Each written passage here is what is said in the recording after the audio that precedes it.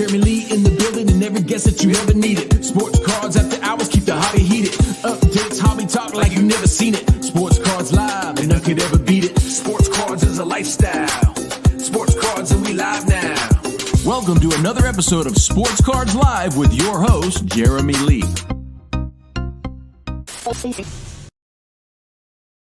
All right, here we go, everybody. Welcome to the PWCC Premier Auction Extended Bidding Watch Party. It is Thursday, February the 16th, 2023, and my name is Jeremy Lee. I want to shout out the Basketball Card Fanatic magazine and our co-host tonight, Adam Gray, editor-in-chief. Go to bcfmag.com if you have not yet, and subscribe to what I can now officially verify is the nicest hobby magazine in our space. Go check that out. Later on tonight, Karn Rai, the Big Three Hockey, will be joining us again as our special guest. And as always, I do want to thank all of you subscribers, viewers, podcast listeners. And if you are not yet subscribed to the YouTube channel, please take a moment and do so. With that, let's get on with our show and bring out our co-host, Adam Gray. Welcome back for yet another month of the Premier Auction on PWCC's platform, but this time there's something different happening. All access extended bidding starts in 28 minutes, according to my clock. Adam, I have to ask you, before I ask you how you are, and let's face it, we were just on Instagram Live, so I know you're good. We chat all the time. What's the buzz like internally at PWCC right now? What's your own excitement level like in terms of the all access extended bidding? Do you guys forecast this having an impact on the auction? So as far as I've talked to everybody about it, everybody's super excited. The reason that I'm so excited about it is I've been in a spot before where I wanted to bid on something and I haven't been able to. The reality is that we live in a world where sometimes you don't get to check out every item prior to the moment where that item is going to end. And so now what we have by having the all access is we have a time where at the very end, if you want to bid on an item, even if you haven't placed a bid on it yet, you still can. But you still have those extended bidding windows, which really prevents you from getting sniped, which means if you want an item the most, you'll win. And, you know, that it's an awesome format. I love it. But I'm really excited to see how it goes tonight, because are we going to have people placing bids well after we normally do? We might. I don't really know. But at the same time, we have a little bit fewer number of auctions than we've had. And so maybe it'll go the same duration. I don't know. It'll be interesting to see. Yeah, I'm curious to see too. And this isn't, I want to make sure everyone understands that this isn't the first auction on the platform with the all access extended bidding. It has been happening a couple of weeks now on the weekly auction. And so much so that I believe a couple of weeks ago, it did, the site got overwhelmed. So we've now gone through that. Shouldn't happen again. We should be smooth sailing tonight, which is great. You mentioned there are fewer lots this month than last month. Last month, we had 261 lots in the Premier. This month, there's 210. So we're down about 50, about 20%. Let's just touch on that for a second. Any thoughts on what might have caused that, or why we're down that many premium type of lots? And while I'm wondering if there's any theory on that, on the other side is that there's fewer items for bidders to bid on, so that might bode well for the items themselves. I'm not sure, but what are your thoughts? Yeah, I'm not sure either. There's a few things that we can point to that are really concrete. One is that the monthly auction, the weekly auctions have grown really significantly. And if you sort from, I would challenge anybody to do this when we're done. Go look at the current weekly auction and sort by highest price. And you're going to be interested to find cards, or not only cards, but items that could have been placed in the Premier auction that the sellers have decided to put in the weekly auction. Why somebody put something in the weekly versus the Premier, or vice versa, I don't always know. But sometimes it's a timing issue, and there can probably be a few other reasons why they might prefer one over the other. The fact that we've seen, we're selling 10,000 plus items every week now, and that weekly auction has really gained a lot of steam. My guess is that a huge part of that 50 you just talked about, Jeremy, a bunch of those that would have gone into the Premier in the past are now going to be in there. The other thing that I think we're seeing is, look, our economy hasn't been great. A lot of things have decreased in value. And when people are looking at a card and they're trying to figure out whether they should put it in the Premier or not, if it's a card that's like going to sell for 10 to 15,000, the fee that's on that is much more significant in Premier than it is in weekly. And so I think people are feeling more comfort to go to the weekly auction. They're saying, I'm going to sell it there rather than, put it in the Premier and then risk sort of taking more in fees than they'd like to. Yeah, and I noticed in the weeklies that there are more and more items that are kind of selling for above that $20,000 threshold. So not surprised that's your theory. That makes a lot of sense to me. Before we look at some of the items quickly, I want to go through the comments. I want to say hello to my friend Sheldon Fishman. Good to see you in the chat, Sheldon. We have Frankie Gonzalez with us, who was just joining us on our Instagram pre-show live. Good to see you, Frankie. Jake Dahl's here, as always. The Loud Collector. Let's party. Let's go. Collector's Dream. Hello to you. Scott Pope says this is the best Thursday of the month. And Vintage Card Collector says, best show of the month. Let's go. We are going to do that tonight. Jeremy M., welcome to the show, and you are more than welcome. Diamond Card Collector, hello to you. And Wiz Collectibles, good evening to you as well. Luke L. just popped up. What is up? Let's enjoy tonight. Let's have some fun. This is our hobby. We are here to have a good time. So why don't we share the screen right now? I'm going to bring it up. Here we go. This is the PWCC auction platform. The top, as always, what we call the ticker, and you will see the items that have the most recent bids across here. And you have the clock. How much time is left in the current bidding window? 22 and a half minutes left until extended bidding happens. But we don't need to rush through the items like we have in the past, because if you have not yet bid on something and you want to, you can bid once we're already past 8 o'clock, or past 7 p.m. Pacific. So that's good. But with that, Adam, let's do how we do this now. We kind of look at 2 rows at a time, and I'm going to maybe shrink it a bit so we can see them nicely. We're going to look at 2 rows at a time, see what the items are. And do you want to do the same thing we were doing the last couple of times, Adam? We're just going to pick one out of the view and speak to it. I love it. Let's do it. Okay, well, why don't you go first? We have 8 items right here. What do you want to speak to, Adam? Goodness gracious, this one's tough for me. I'm really struggling between about 4 of the items that I'd like to talk about. I saw our friend Spinatron mention the Joe Burrow being like a historically important card. The LeBron James is one of 3 that's a PSA 10. But I have to go with the Steph. And the reason I have to go with the Steph is because the Steph is as I said in the pre-show, really it's pretty much concrete that it's really like his best card after the 1-of-1 rookie RPA and the Superfractor. We're talking about the serial numbered out of 5 Platinum Century National Treasures RPA. It has a 3-color patch. It's an autograph. You've seen that card a lot. But if you want to own every version of this card, unless you count the Logo Man as a version of this card, and there's probably some people would go back and forth on whether you ought to, this is the rarest. Serial number out of 5 is incredible. And it's one of the best Steph cards in the world. And it's at $170,000 already, plus the buyer's premium, which puts it at $204,000. So we already have a card selling for over $200,000. Looks like we have 2 of them on the top row here. The LeBron Limited Logos rookie patch auto as well. But I want to draw everyone's focus to the 52 Topps Mickey Mantle in the PSA 5.5 holder. Now, this card's at $120,000 right now. That's $144,000 with a buyer's premium. And I guess the reason why I'm really drawing attention to a 52 Topps Mickey Mantle, which we see them regularly, but I got to see a new friend of mine, trade for one of these at the Burbank show last weekend. And he's coming on Sports Cards Live Saturday night to talk about that trade. I want to invite everybody to that episode as he talks about what he gave up to trade for this, for his own copy of this. And that was a PSA 2. But this is a very nice copy outside of the centering, which is, glaringly obvious that it's off-centered, but it's going to be in a 5.5 holder because the edges, the surface, the corners, everything else is pretty darn nice on it. It seems to have a really good color to me. And, obviously it's the #1 iconic card in the hobby, in accordance with this book right here that Adam's very familiar with, the Iconic 100 book from the Iconic 100 list that PWCC did last year. So there's as you said, Adam, lots of beautiful cards. I mean, how can we not talk about a dual patch auto Michael Jordan, LeBron James? I mean, and their shoes, the shoes at the top are from a game, a historically important Michael Jordan game. We're talking about the most points ever scored against the New York Knicks was the guy wearing those shoes that night in the playoffs. It's amazing. Okay, let's keep going.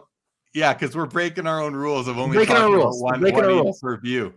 Okay, so let's go down to the next 8. And oh gosh, we have a silver coin here. You go ahead first, Adam, because go ahead. Which card do you like here? There's so many. I got to take the Brady. The Brady's easily the highest priced of all of these at this point, and it's going to be one of the highest priced cards in the auction because you're looking at a card that is important in any grade, and there's only 7 PSA 10s in the world.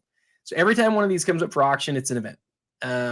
It's, I'm not a football guy, but like even I look at this card and I go, okay, I know who that is. I know what the card is. And I know that even if this card was a BGS 8, it would qualify for the Premier Auction, right? Even if it was a 7.5, it might be in the Premier Auction. This is a PSA 10. This is one of the nicest copies in the world. And so, all it takes is a couple people to really get excited about this one. I know there are a few that they're really excited about it. So that's why we already see it 180,000 or 190,000. But yeah, big Brady tonight. I mean, Adam, I got to talk about this card too, because, when you emphasize that it's a population 1 of 7, meaning there's only 7 Gem Mint 10, according to PSA, copies of this card. I don't know what the print run is of this card. It's an unnumbered card, but to me, this is like, this is better than a PSA 10 Fleer Michael Jordan card. I mean, they're both the respective GOATs. This is way better than that card, in my opinion, because there's only 7 of them. There's 320 or so Michael Jordans. Of course, I'm comparing 2 different sports, different athletes, but still, this is a monster of a card, and I absolutely love it. I wish it was I wish it was something that I could go for.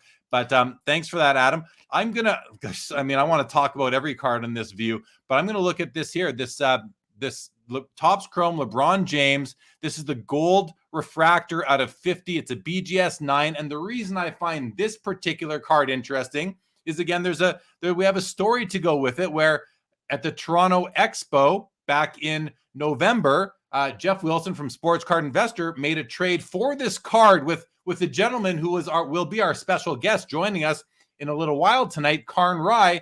Karn traded away this card to Jeff Wilson at, I think, a valuation of about $260,000 or $280,000. Mm-hmm. And to me, it's another, this is probably my favorite LeBron James rookie card. Yes, more than the Exquisite. This is out of 50. It's gold. I just think it's an amazing card. It's in a mint 9 in accordance with BGS's grading standards. I love the card, but I also love this Mickey Mantle PSA 7. We can go on and on. Do we need to rush through this as fast as we are, Adam? Because we do have more time now than ever before with all access extended bidding in its first iteration. Man, you're asking a good question. I think we can feel comfortable taking more. You're the host. But I do want to actually go back to the Brady real quick. One of the things that I love about the show, and I know you love too, is the back and forth that we have with the people who are in the chat. And so sometimes we don't have time to look up everything and to do everything that we want to. I'd be really interested to know. You asked the question. You said, I don't know what the print run is. It's not probably. I'm not sure we can totally narrow it down. Maybe we could back into the math. Maybe somebody already has, but what we can do is we can go look at the population, right? I'd be really interested to know if you took BGS's population, SGCs, PSAs, CSG, throw all 4 of them together. How many do we end up with? Or even just take PSAs, just whatever you want to do. Let's find out how many of them there are, and then ask how many PSA 10s there are. And I think we're not going to see a number that's anywhere near the Jordan. You know this. Like, the Jordan is a card that there's tens of thousands of. There's not tens of thousands of this card, but the fact that there's only 7 PSA 10s is kind of a big deal. And so if there's anybody in the chat who wants to go do that and find that out for us, I would be really interested to hear what the answer to that is. Yeah, I would too. You're basically asking, what's the gem rate on this? Like, if there's 7 PSA 10s, how many has PSA graded altogether? And if they've graded 1,000, well, I don't think they would have. I could be completely wrong. It just tells you how difficult this card is to get in gem mint condition. And that's what this hobby is about in a lot of ways, is especially a card that isn't actually all that rare. This isn't a very rare. Now, it's a lot rarer than the Michael Jordan card, that's for sure. But the Michael Jordan Fleer, 86 Fleer rookie card. But yeah, Adam, I'm with you. I think that would be some interesting data to have. And again, if anyone in the chat wants to let us know what the populations are on that, on the 2000 Bowman Chrome Refractor Tom Brady, that'd be very interesting. These two here, the LeBron and the Tom Brady, you know, if I was flush with cash, Adam, I'd be making plays at both of these cards for sure. And then I'd probably go for a Mickey Mantle in a near mint 7 as well, because that is a beautiful card. I love the Mickey Mantle 51 Bowman. This is his one and only true rookie card. And boy, is that a nice copy. I don't think we've seen a copy this nice here on the PWCC Premier in quite some time. So it's great to see. I think you're right. I want to point out something else too that I think's interesting about you. You just highlighted 2 cards in the Brady and in the LeBron that are probably not considered their most iconic rookies, at least according to the list that we put together at PWCC, because there's higher dollar cards, right? There's an autograph, a contenders card for Brady, and then there's the exquisite RPA for LeBron. But I think what we learned about you just there, and something that I think you and I, that I already knew, but maybe the viewers didn't know, is that like you have this love for cards that the cardboard is the focus, and that something else isn't the focus. And I think that those types of conversations are so much fun, Jeremy. Like if we just open up the chat right now and said, what do you think is more iconic, the Brady contenders and the Brady Bowman Chrome? We would have a mix of those. And I think the same thing is true for the LeBron. And I got to tell you, I think I lean towards what you're saying too. Those rarer cards are amazing, but I don't think they're always as recognizable as you know, in this case, both the shiny cards. You know, as far as the Brady contenders goes, Adam, I just am not crazy about the aesthetic of the card itself. Yeah. The autograph is a little bit harder to see. This card, it shines, it sparkles. It's just, I really like the Bowman refractor. I really do. And then as far as the Topps Chrome the gold refractor LeBron versus his RPA, his exquisite rookie patch auto, I think for me the thing there is that card just seems like it's so unattainable. It's at this level that is something that I don't even like. I just don't. I don't know how is. I don't want to shortchange myself and say, oh, I'll never be able to have it, because maybe I will one day. But you know, it's so out of the stratosphere that I don't even really consider it. And this is the one that I would like because I think it's beautiful. I love the gold border, and you know, RPAs, there can be issues with RPAs over time, sort of thing. So I just think it's a wonderful card. If you have anything to build off of that, great. If not, I want to go to some comments that have come in. Do it. So let's just say hello. Todd McDonald has joined us. What's going on? Jeffrey Hart, good to see you as always. Ellen Terrell, good to see you, my friend. Frankie says that's a good-looking book, the Top 100. Collector's Dream likes the 52 Mantle. That's the PSA 5.5 in the auction night. Diamond Card Collector, hello to you. Loud Collector lets everybody know that the next PWCC weekly auction ending this Sunday, which I will be covering live with Josh Madigan from the Hockey Cards Gong Show. He'll be sitting in Adam's seat. We'll be covering it then. 217 or 13 lots in that auction. It's actually going in the other direction. We're getting more hockey in the weekly, which is nice. So come join us for that. But Loud Collector points out Brett Hull and Patrick Waugh PSA 10s are also available in the weekly. Mike Nunya, Lakers exquisite. Great to see you. Hey. And then Luke L says there is something tonight that has not happened in years during PWCC Monthly. There is no Michael Jordan Fleer PSA 10. Did the consignment dry up, or did PWCC want to give the card a break? Thoughts? And he says, sorry, maybe not years, but at least 20 plus months. Well, the first thing I can say is, and I'll speak for PWCC on, as far as this goes, and listen, maybe I'm wrong, but I don't think I am. I don't think PWCC is looking to stop the sale of a card. They are in the business of selling cards for their clients. So if the client wants to sell a card, PWCC is going to sell that card for them. Otherwise, that client might go somewhere else. So I definitely, Luke, don't think that is the case. Perhaps it's dried up, and that's a good thing. Let them dry up for a while. Let's create some more demand. Adam, anything to add to that?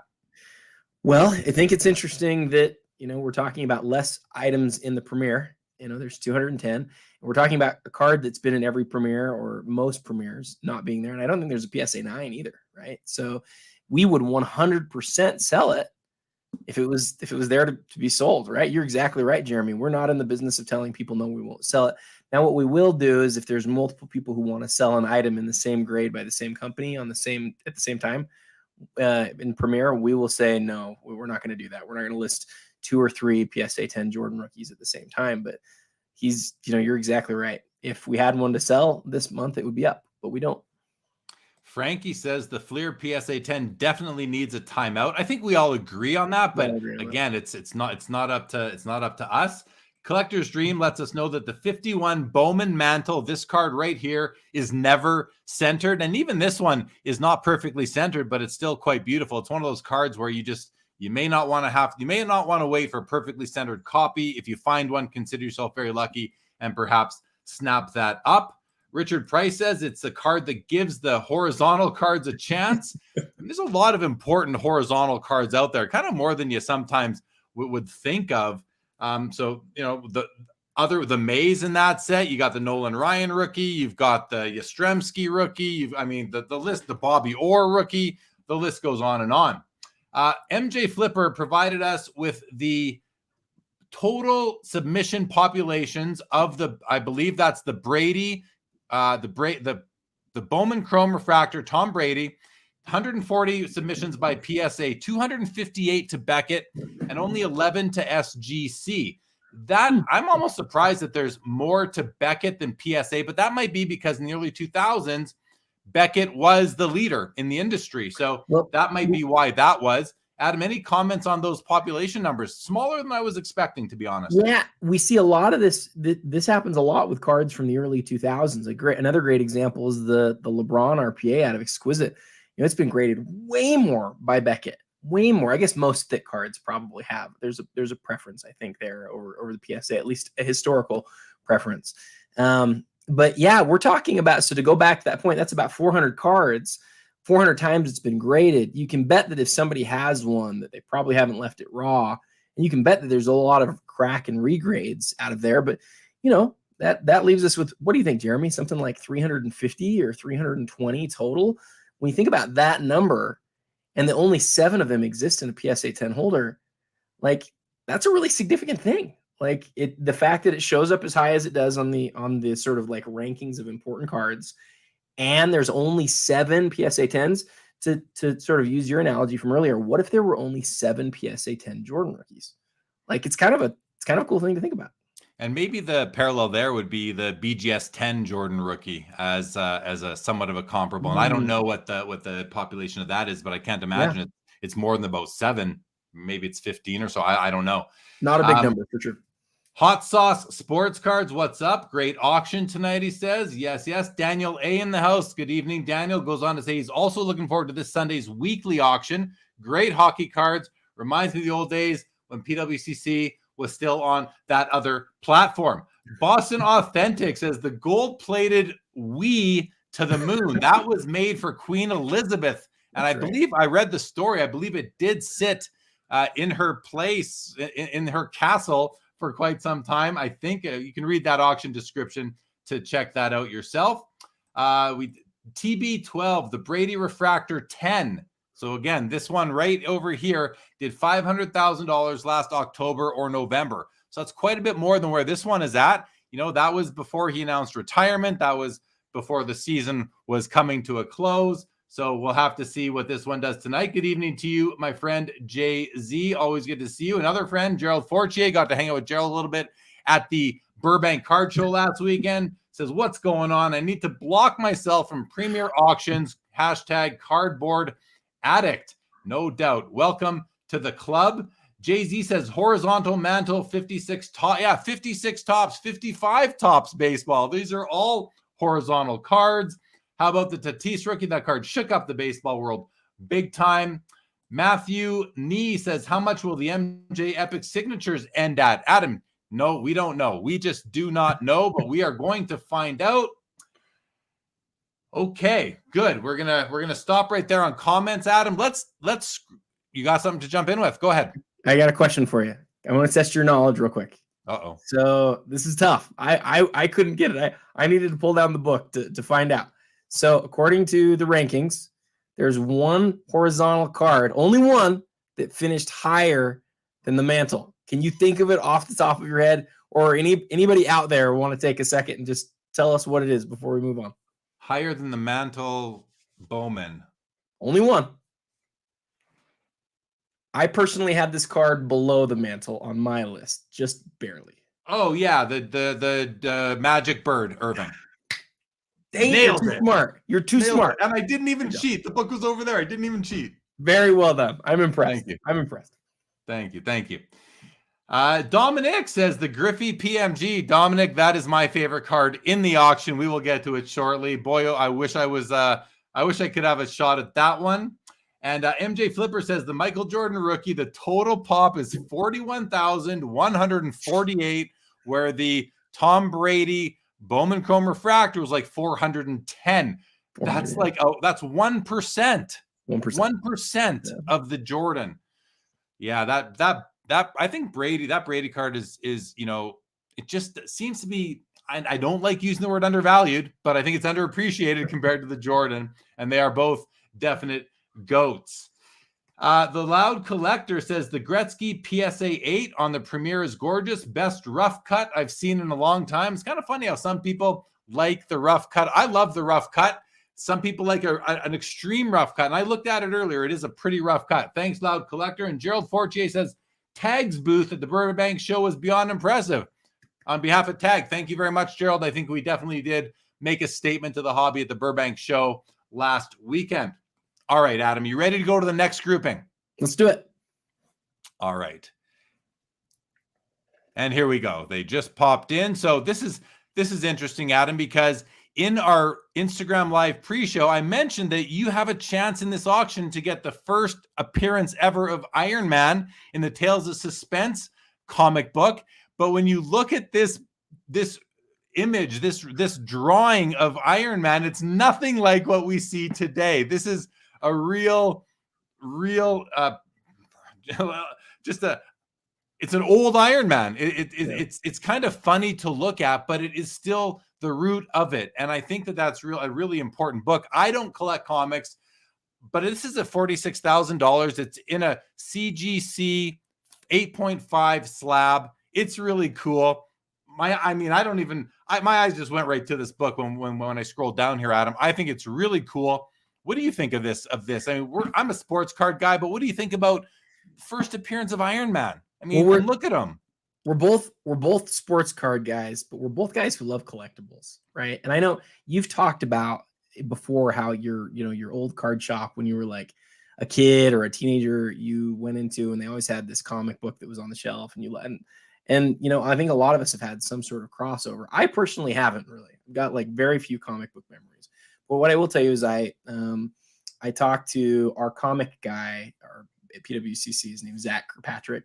I talked to him last week, and we did an episode. It's not going to come out for a couple of weeks, but we did an episode of The Hobby that airs on the PWCC channel. And I got to ask him questions like, what are the 5 most iconic comic books? What are the 5 most recognizable? What makes a great comic? And there's so many elements that are just so similar to what we do. The first appearance of a given character is really important in the world of comics. And so this specific comic, it isn't called Iron Man, right? It's called Tales of Suspense, but it's the first time we see Iron Man. And it's in amazing condition. And there's all of these elements to condition that are really kind of cool. Some are similar to us, some are different than us. But I think, we're seeing people who have started in comics go into cards. We see people who started in cards who've gone into coins and comics and all sorts of different types of collectibles. And sometimes people think there's like something wrong with that. Like you have to be beholden to one group. I personally am just a card guy, probably always will be. But like, I think it's so cool, Jeremy. There's only a few of these and only a few that are in that condition. So I think it's really neat. I do too. Denny's Cards here says that's not Iron Man. That's the Tin Man, which is he's right. I mean, it looks more like the Tin Man than Iron Man. And Daniel says, I started with comics before cards. What's up, baseball card curmudgeon? And like, listen, I collected Star Wars figures, action figures as a kid, some Transformers. I love that stuff too. I'm more of a card guy now, but I do love that. I was never really a comics guy. I used to read Archie comics as a kid versus the superhero comics. But time goes by, all these awesome movies are produced. We watch them, and you kind of fall back in love with the superheroes of yesteryear. Anything on this top row, Adam? We did, you did call out the Steph Curry out of 5 earlier on in the show. Here's the version out of 25. There's the base out of 99, this version out of 25, the other version out of 5. How, if you're not somebody who's just trying to get one of each, and you're not such a purist where you just want the true rookie card out of 99, which one would you go for? The rarer one out of 5 that has not as nice of a patch as this one, or would you go for this one out of 25, which might be a compromise between the rarest, the true rookie, but this one has a beautiful patch and a very nice auto, I might say. So what would you do? Well, different strokes for different folks. I always go with the rarest. To me, rarity is the most important thing. So the 5 is the best one, but I think this one out of 25, it has some things about it that are super interesting, right? It doesn't have just like a little bit of a better patch. It has an incredible patch, right? An amazing patch, a perfect autograph, like you call that. But the thing that I actually really like about this one, and I think you're probably the same way on this, Jeremy. This is number 1 of 25. And given that Steph's jersey number is 30, there is no jersey numbered gold version. So what I would do is make the case to anyone who's looking at this tonight, if you want really the best outside of condition, because, like you can say, I want the BGS 10 or whatever. If you want just the best pure sort of card out of the 25, it's pretty easy to make the case that 1 out of 25 with that patch and that auto is it. Makes sense to me. Anything else you'd like to talk about in this 8-card view? Well, you and I aren't TCG fans, but that's like the best that's the best Magic the Gathering card in the world, right? And so I think, we maybe don't always do a great job of highlighting the non-sport stuff. What is it at right now? Is it 80? 80. I mean, yeah, it's after buyer's premium, it's almost a 6-figure card right now. Like, TCG continues to see its day. Like a lot of the gaming stuff. I would invite anybody who's a sports card content guy, go look at the trading, the TCG stuff, the content on YouTube, and look at some of the numbers of views and likes and comments. Like, this world is so healthy. People are crazy for this stuff, and that's the grail of that world. And so, yeah. I can't speak to all the reasons why. I know some of them, but again, I think we would be mistaken to not call that one out. The Black Lotus from Magic the Gathering. Okay, here we go. Page 2. I mean, you have to look at this gold-plated Nintendo Wii made for the Queen of England. Actually made for the Queen of England, probably, if not the only copy of the console like this. It's a $14,000. I mean, I would expect this to sell for a lot more because it was made for the Queen of England, but I don't know what console collecting is like. We see a Mahomes National Treasures RPA here. We had one on the previous page that I noticed was out of 13. Patrick Mahomes just won the Super Bowl, in case anybody hadn't heard. I'm sure you have. But, last time he won the Super Bowl, his cards came down in value after he won the Super Bowl. And I think it's because the hobby was a little bit less developed at that time compared to where it is today. And people didn't realize that these things they get booked in. These monumental events, these winning an award, winning the championship, they get built in. Breaking a record like LeBron, they get baked into the price before it happens. This time, though, I wouldn't be surprised if that doesn't happen, and if his cards don't go down in value after he won the Super Bowl. I think we as a hobby learned our lesson last time. I hope, for people that are buying them, and maybe we'll actually see this card start to not just level off, but even go up in value in the future, because he's established himself as, him and his team. It wasn't just lucky the first time; they did it again, and it looks like he can have more in the future if everything else falls into place. So I think it's probably this is a simple copy, an all red patch, but it isn't a BGS Gem Mint 9.5 holder. Nice autograph. It's the true rookie at a 99. Adam, thoughts on that, or do you want to just move on to the Magic Johnson card here?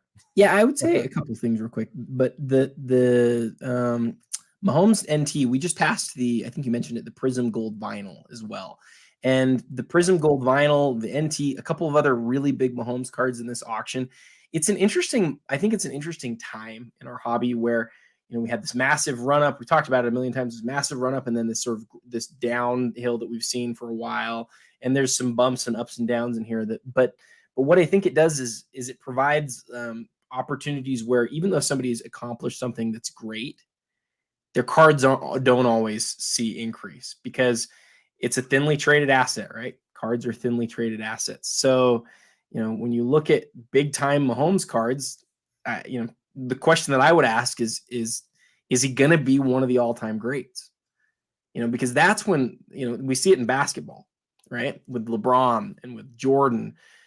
With Jordan, the end of his career came, and then he actually had this dip. And then really since then, we've seen this gradual climb. It's because he's one of the all-time greats. Mahomes is great. Is he going to be sort of like collected in that way as time goes by? Or the number of people who collect him going to increase? I'm betting yes is the answer to that. And if that's right, then this might be the very best time to buy the card. Having said that, maybe we'll continue to see it down. I don't know. We'll see what happens. We'll see. We will see. Here's another Brady, but this is the Bowman Chrome non-refractor version. Very cool. And this is a Magic Johnson Titleists card, which from Exquisite, which I got to say, I don't know that I've ever seen a Titleists card from Exquisite in the Premier Auction. Titleists were also made in Upper Decks the Cup back in the day for hockey. I actually didn't even know that there was such a thing as Titleist in basketball. This card is out of 5. This is a very cool card. I love the shape of the patch window. What is that? The Larry O'Brien trophy? Larry O'Brien. Yeah, they made this insert 1 year. And so the way that we've sort of like talked about this card internally is this is probably Magic Johnson's best insert card. He wasn't around for the late 90s. And of all the Exquisite inserts, it's numbered, this because they have it the same way in hockey, I believe. It's the number of championships he's won. So there's 5 of the card, and you never see it go up for auction. Before we leave, when we leave the Queen's Wii console behind, couple of comments here. First of all, Triple V, thank you. Good to see you. It also says the 1912 T227 Series of Champions Ty Cobb Baseball PSA 4 in this auction is beyond cool, which Collector's Dream agrees with. Denny Card says, I wonder who the Queen's favorite Mario Kart character was. Maybe Princess Peach. Max, welcome to the show. Good to see you too. Says Queen Elizabeth was definitely a Yoshi guy. a Yoshi queen. Good correction there, Max. All right. Going on to the next group of 8 on page 2 here. I mean, this Adam, this might be the most stacked, pound for pound. This might be the most stacked Premier I've seen because every grouping, it's like every card is amazing. You got a Babe Ruth cut auto, you got a Zion RPA, a Koozie, PSA 8 with the exceptional eye appeal, and then you got another. That's a nicely centered Mickey Mantle 51 Bowman and a PSA 6.5. That's an excellent mint plus. Sorry, Adam, I got to keep. You got this. You got the SP Authentic Tiger Woods autographed rookie, but this is the gold version out of 100. I mean, this is an amazing card. $32,000 right now. Okay, Adam, over to you. You got to take the mic from me because I could just keep on gushing over these cards. You took the words out of my mouth. As far as like each grouping, they're just so stacked, right? And so I'm going to pick one that's going to probably surprise you. I'm actually going to choose the Zion to talk about. The reason I want to talk about the Zion is recent injury news. It's not a good time to be selling Zion. Cards sell for lower than they would otherwise. But the Pelicans have proven that they're pretty good. And Zion, again, he's had moments this year where you just sort of take a step back and go, holy crap, this guy could be the best player in the game. And so this is his best card out of Optic. It's the equivalent of if he had a superfractor, right? It's the 1 of 1. And so it's not 1 of 5 like it is in football. It's the 1 of 1. And if he was not hurt, you're talking about paying way more for this card. So as a guy who likes to try to buy low and try to find out things that the market hasn't properly figured out, I think the market's properly figured things out, but we don't know who he'll be. he's such a pendulum player, right? He could be a guy who goes and still wins multiple MVPs, or he could just never be able to get healthy. And since we don't really know who he's going to be, it's like, I don't know. I think it's a super tempting card for that reason. And at that, I think so too. And at that price, $17,000. I mean, you know, a couple of years ago, this probably, I mean, it almost doesn't matter to say it because a couple of years ago is not around anymore. Right. But it would have been over $100,000. I have to think it's a 101 Zion it's a very nice card. And then you've got an RP. That's it? Yeah, you got the RPA down here as well. It's a special one. It's out of 30, but that's pretty cool too. Yeah, I mean, if you're someone who wants to speculate on Zion, now's the time to buy, I would think. And those are two great cards right there, without a doubt. As we continue along, real quick, yeah. Jeremy, I don't know if he's still in the house. But we have a basketball card fan who was here at least at the beginning, who, if we don't mention the koozie, he's just going to lose his mind. Well, before we mention the koozie, I want to bring up this comment here from Matt Clark, who says the koozie is incredibly sharp for a 1957. I'd give a part of my body for that card. Shame there's not much of a market for that part of my body. your ability to take that quote and to change it to something that meets the appropriate standards is family friendly. Do we have a way to zoom in on this one? Yeah, let me open it up in a new tab, and let's see. I took a viewer's advice last time, went to Firefox, so we can actually view that isn't delayed, and it seems to be coming in pretty well here. So here's the koozie. I noticed right away the registration isn't perfect, but the edges, corners, the coloring, the coloring maybe isn't perfect either, but the edges and corners are wonderful. The border is a nice light, whitish color. I'm seeing some sort of like surface issues in this area here. And then of course it's not completely focused, but outside of that, edges and corners are like bang on as far as from what I can see. The first thing that stands out to me, I was just say the first thing that stands out to me on condition, well, there's a couple things. The first thing is probably centering is really nice. But the other thing on these is that you always see stuff going on in the darker spots. Like people talk about snow or like white, basically like areas that are white or less dark than they ought to be, especially up above koozie. It just looks super clean to me. Like the color looks like you want it to look.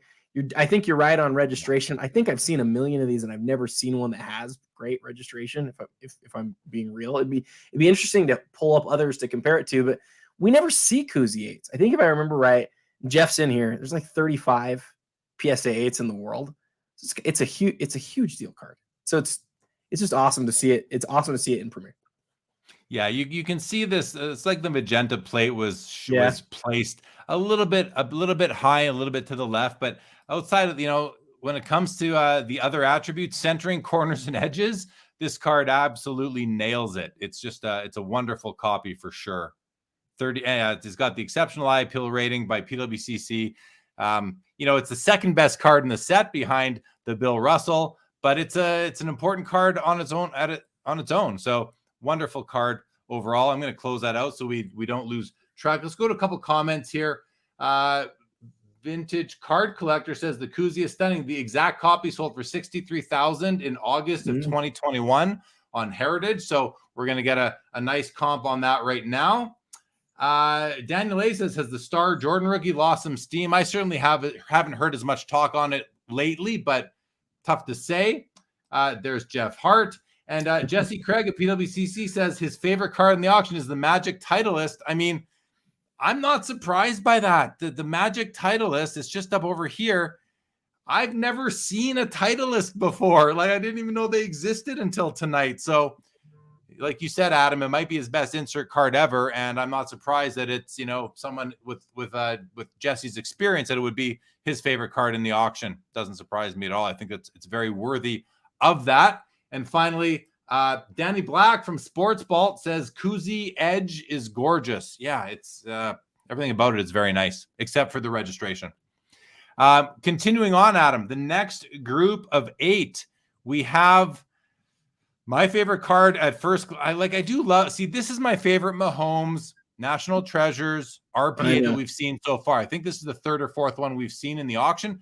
I like this one the most. I love a nice, somewhat symmetrical patch. We've got even amounts pretty much of white, yellow, and red. It really looks good with on this card, this particular patch, more so than the other ones. To me, it's at a 99, BGS 9 with a 10 auto. To me, if you're an RPA guy, this is the perfect Patrick Mahomes card for me, right? It is.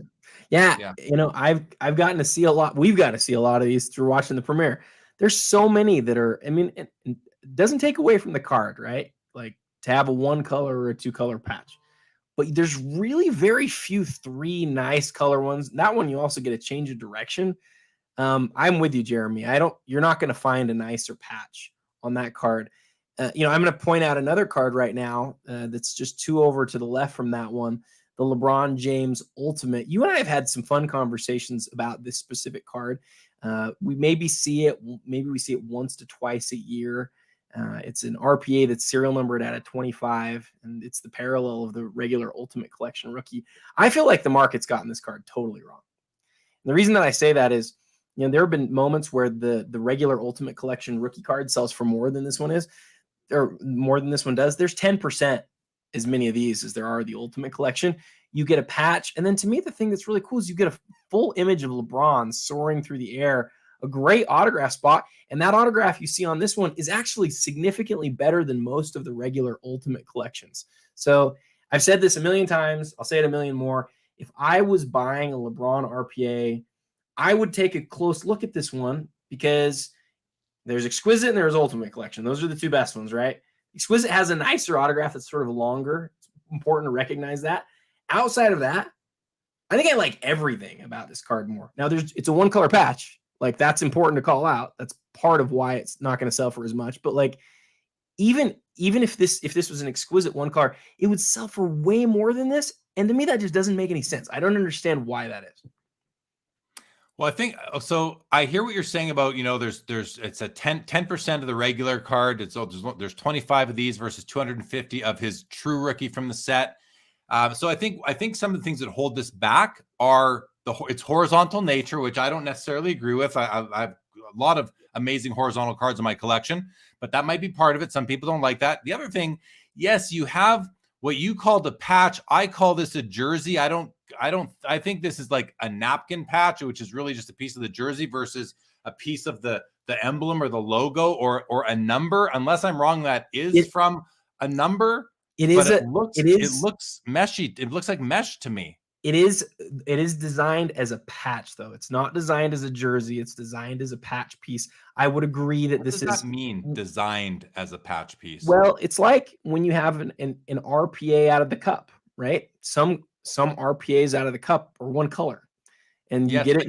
None of them have jerseys. They're always patch, but they're always from a part of the logo or the number or the nameplate that is 1 color. But it's never the jersey that the patches, numbers, names are sewn onto afterwards. They're always patches. So to me, this is not a patch card. It's a jersey card. That's that's the vernacular that I use for it.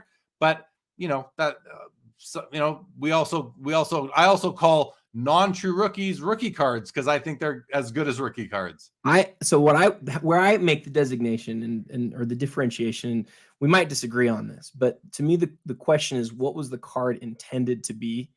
And I don't know whether this is from like the number piece or it's from the jersey. I'm not actually sure. What I do know is the Ultimate Collection going all the way back to 2001. Says patch right here, Adam, on the back. Exactly. Going back to 2001, Ultimate always does a patch autograph. The hobby, this is probably worth commenting on real quick, and I wonder what your take on it's going to be. The hobby has really changed how they use the word patch and jersey. Yes. Sorry, I have to retract. This is patch. I just zoomed in. This is not mesh. This is patch. You can tell. So I apologize for that. Oh, I missaw it. It's definitely patch. And Jesse says right here, love this card. Finding one with a 3 color patch is very hard for this card. So the fact that there are 3 colors it adds more credence that it is a patch. And it says patch on the back, which Upper Deck understands that difference. So Sorry, I'm with you on that now. Upper Deck created that differentiation back in 1999 when they started doing patch cards. But what I was going to say, Jeremy, is that the hobby's changed how they speak about cards. We talk about jersey cards as patches. I don't do that, but yes, you're 100%. This card is a patch autograph, and even if it was just the jersey, I would still refer to it as a patch autograph because that's what Upper Deck intended when they created the card, as it says on the back. And it is. It completely is from a patch. To me, a patch is anything, but it's what the jersey came. It's how the jersey came to the team before they applied any of the team logos, names, numbers, that sort of thing. You know, advertisement patches and that kind of thing. So, yeah, very, very happy to recognize that is definitely a patch card, and it just looks like a jersey card from here. A couple of comments, if we can. So Jay-Z, we have not looked at the Gretzky PSA 8, the O-Pee-Chee yet. It's a card we've seen before, though. And yeah, it's not my favorite copy of an 8 either. Gerald says the first time a Michael Jordan Epic out of 23 auto has been available via auction in years. Have we gone by that card yet, Adam? I don't recall. We did. We did. That's the one that I said is maybe like, if I had a chance to get a Jordan auto outside of the 97 jersey auto, I think this is the one. Yeah. I was thinking of something. Yes, I recall that. I recall that card now. Thank you. Jeff McMahon, good to see you. Andy Sweat says, did we talk about the Jerry Rice? We haven't got to it yet, so we will when we get to it, Andy. Thank you for joining the show. Jesse says, back to him, Rice is my favorite football player of all time. That is my second favorite card in this auction because of that. Such a great looking, old school looking shield. We'll definitely take a look at that. Jesse, I'm curious, where does the Ken Griffey Jr. PMG fall from you? If we now know what your top 2 cards are, at what point does my favorite card in the auction, where does it land on your list, Jesse, if you wouldn't mind letting us know? Nick Leach says the Mahomes Shield auto is my favorite card. Yeah, I mean, that's understandable. Daniel says the SGC6 Jackie Robinson rookie is a beauty. Tristan L., welcome to the show. Good to see you. Okay. So let's keep on going here, Adam. I do love this Kobe patch, by the way, and the limited logos. The 03 limited logos is a beauty. And of course, you have a nice Pelé PSA 7 Aquarella. Very nice card. I want to do one thing before we go to page 3. I want to call out something that I read yesterday, the day before. This card right here, this LeBron James limited logos. I'm going to click into this, guys, and I don't know if I don't know how many of you guys, when you're looking at these cards, and I'm sure if you're looking to buy any of these, seriously, you're probably reading the auction description. But this particular description to me is like, it's unbelievable. It's gripping, and it's long, but this is a story. I said to myself, it's funny. PWCC calls this an asset description. I think that's an understatement of what this is. This is an asset story. It gives personality to the card. You guys need to take some time and go read this particular description. I loved it. It held me as I was turning it's a page turner. Let me put it that way. It is a page turner. So go check that one out if and when you have some time.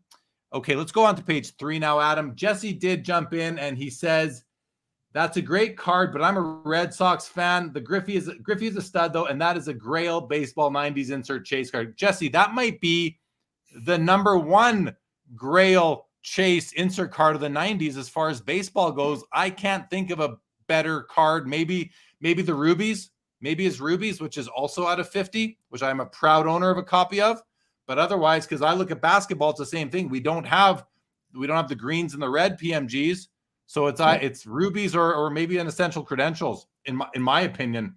So hey, Max says, go ahead, Adam. Just gonna say real quick. A few months ago, you and I got to cover the auction where the first Griffey autographed jersey out of Upper Deck went crazy. Do you remember that? It went so much higher like as the auction went on. I think this one, the PMG that's ending tonight, I think it's competing with that one as far as like the highest Griffey sale ever. Somebody correct me if I'm wrong on that, but I think it's right there. I think it's neck and neck right now. So it'll be interesting to see if this is actually the biggest Ken Griffey Jr. sale ever. That'd be pretty cool. Well, when I saw it, when I first reviewed the premiere, which was like, the first of the month, it went to preview, I think. And I think I texted you, I go, Adam, You did. there's a card I want to buy. I'm going to try and buy this card. And I have some money in my PWCC account right now. And I said, I'm willing to empty the account on it. And well, it pretty quickly got past my amount. So I'm out of the running now. But that to me, oh, what a card. What a card. We'll just stop there. I've talked enough about it. Max says the description team always knocks it out of the park at PWCC. So very nice to hear that, Max. Thank you. And PWCC account itself says the gang is all here. Good to see you. I'm always curious who's behind the PWCC Marketplace account, but nice to see you, whoever it is. Max says Jesse's duck profile picture is a tribute to Tony Soprano, not his love for mallards. Don't let it fool you. Very good. Andy lets us know the 98 Upper Deck piece of action 3 Ken Griffey Jr. patch auto out of 24, $84,000. That's a pretty good number. I think the PMG this month could do better. Last I checked, it was at 55 or 56,000. So we'll have to see. Yeah, if there is a Griffey Credentials vintage out of 10, that might be better, but it might not. PMG has that equity attached to it that, just a little bit more than a Credentials do from my perspective, or my perception, I'll say. Nahuggins in the house. I'd say the Griffey is set. The Griffey to get is the 96 Select Certified Mirror Gold. Yeah, I'm not a big fan of those cards. There were some nice hockey ones at Burbank show. I've seen them before. They don't catch my eye as much, but I definitely hear you. And PWCC says the world may never know. Well, Adam does, but he knows there will be pain if he says who is behind this account. Very funny. Well, good to see you no matter what. Okay, Adam. Man, this is fun. All right, so here we have I love it, next Jeremy. group of 8. And I mean, there's some easy pickings here, but Adam, my favorite card is the second year Pete Rose in a very strong PSA 9 mint holder. Reason I love this card, number one, look at him. I mean, to me, it's an iconic image of Pete Rose. It's reminiscent of the 52 Tops Mickey Mantle, kind of looking up in that heroic glance up into the sky. You've got the All-Star trophy there as well. But it's also, as you probably know, and most people know, his rookie card, he shares it with 3 other people, and his face is in this small little yellow circle or red circle on a yellow background. So it doesn't feature him that much. This, to me, I love baseball second-year cards, a lot of them. I love when you get the trophy, and I love when they didn't have their own rookie card, which was the case. Like, think about Nolan Ryan. Think about Johnny Bench. Think about, Carlton Fisk. The list goes on and on. There's so many of them. So, yeah, this is a cool card. I love it. $30,000. I own a PSA 6 of this card, and I just love it. It's a strong 6, and I take it out and look at it all the time. All right, enough out of me on this group of 8. Adam, which card do you want to speak to? Gosh, this one's really tough for me. I want to talk about, in some ways, I want to talk about the Peyton Manning 1 of 1, but I'm going to tell you the card that I would bid on if I could bid. Is, I think most people know, since I'm an employee of PWCC, I'm not allowed to bid on the items. There's a card that's up right here right now that I would bid on right now if I could, and that's the Kobe Bryant Exquisite. The reason that I love this card is, you talk about how you love the Rose and all the reasons why. I want to tell you why I love the Kobe.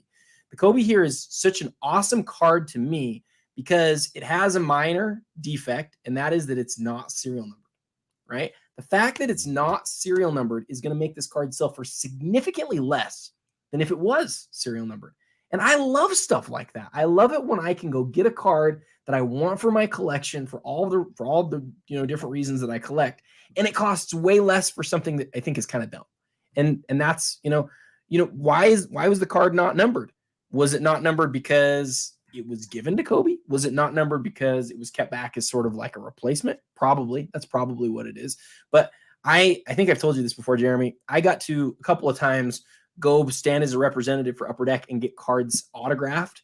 And what the company instructs you to do is they always have a non-numbered version, at least on the high numbered stuff. They don't always on cards like this that are supposed to be out of 10. And they say, if the player asks and says, can I keep a card? At the time, we were allowed to give the card to the player that was not numbered. And so this was a card that either was given to Kobe or was allowed to be given to Kobe. And again, it's, it would be selling for way more if it just had those little serial numbers on it. So that's why I love that card. Very interesting. If it was meant to be if it was meant to be numbered and it isn't, to me that's a problem personally. Especially like, why maybe, Adam? Because we see a lot of unnumbered essential credentials out there, and I don't the people say they're from the Fleer bankruptcy sale or what have you. That group of cards has sort of ruined cards that should be numbered. Now, if you're right, if that's why, because it was the card that was meant for him, or it was the one that was in the package, so that if the player asked for it, or or it was made for damage replacement, I don't know. Then it's a little bit different. But we have an interesting comment here from Tristan. He says the EE, which might be emblems of endorsement, says they were not numbered. They were used for photos of the product. So I don't know what that means. You No. disagree? They were numbered? I love Tristan. He's one of my favorite people in the hobby. These are supposed to be out of 10. These are out of 10. This one's not numbered. And so I've been wrong before. Maybe I'm wrong right now. I don't think I'm wrong though. I think this is supposed to be out of 10. And so Jeremy, the thing that I would push back on with the credentials though, the credentials value is that card came out of the pack and it was so rare and all this stuff. That's kind of true in this case, but this card is also really valuable because of what it is, because it's that game used patch and that autograph and the art that's all behind it.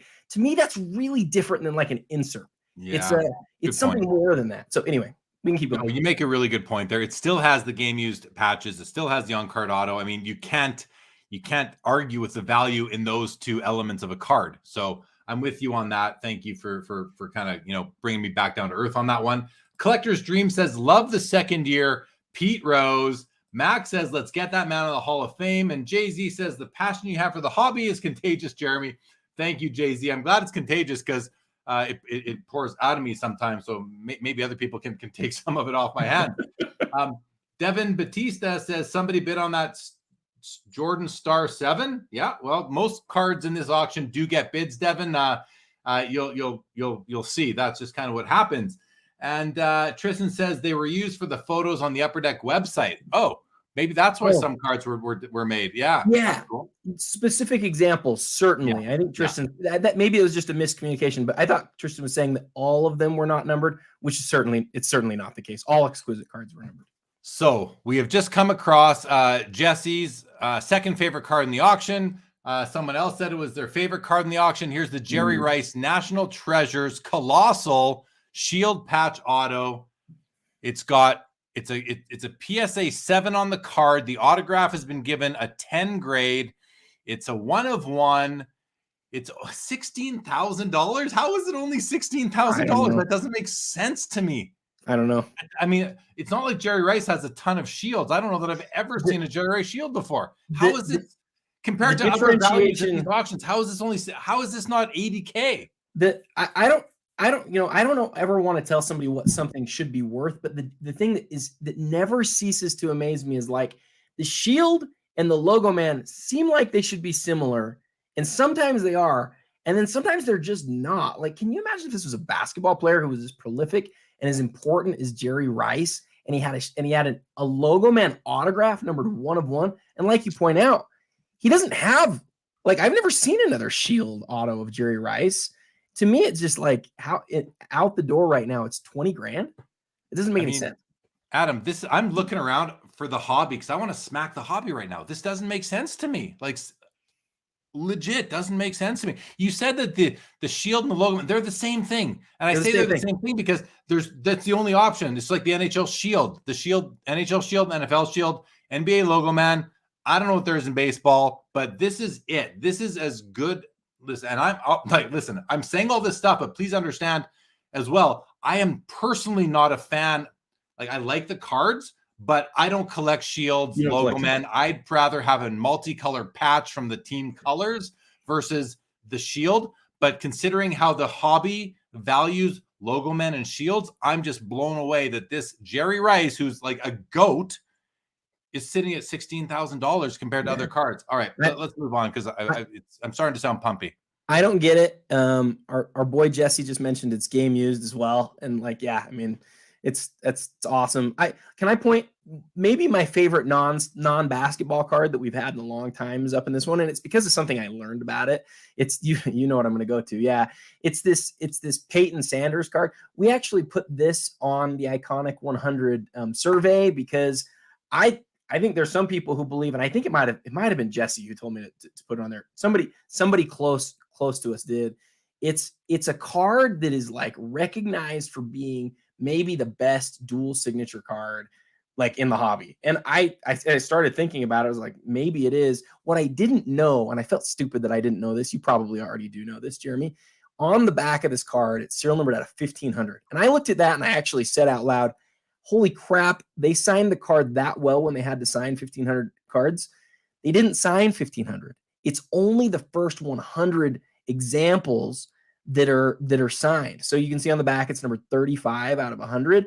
And to me, that was like this, oh my goodness, we probably knew that back in 1999. And a lot of people today who are smarter than me probably already knew that. But like, that's a huge deal. Oh yeah, you're quiet. No doubt. Isn't there another passing the torch card with two other players that's very important as well? I feel like there's another one. I just can't think of who's on it. Manning Unitas. Manning, you could, yeah, that might be the one. It is an amazing card for what it stands for. I mean, he's not with us anymore. He's, best running back of all time. I didn't know either. I would have thought they signed all 1,500 copies. The fact that there's only 100 signed, that's reminiscent of the first 10 PMG greens being green, yeah, and the next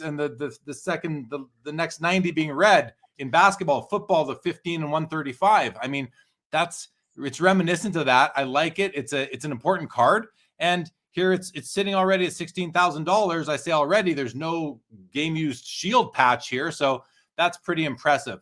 Let me drop. I wanted to go ahead.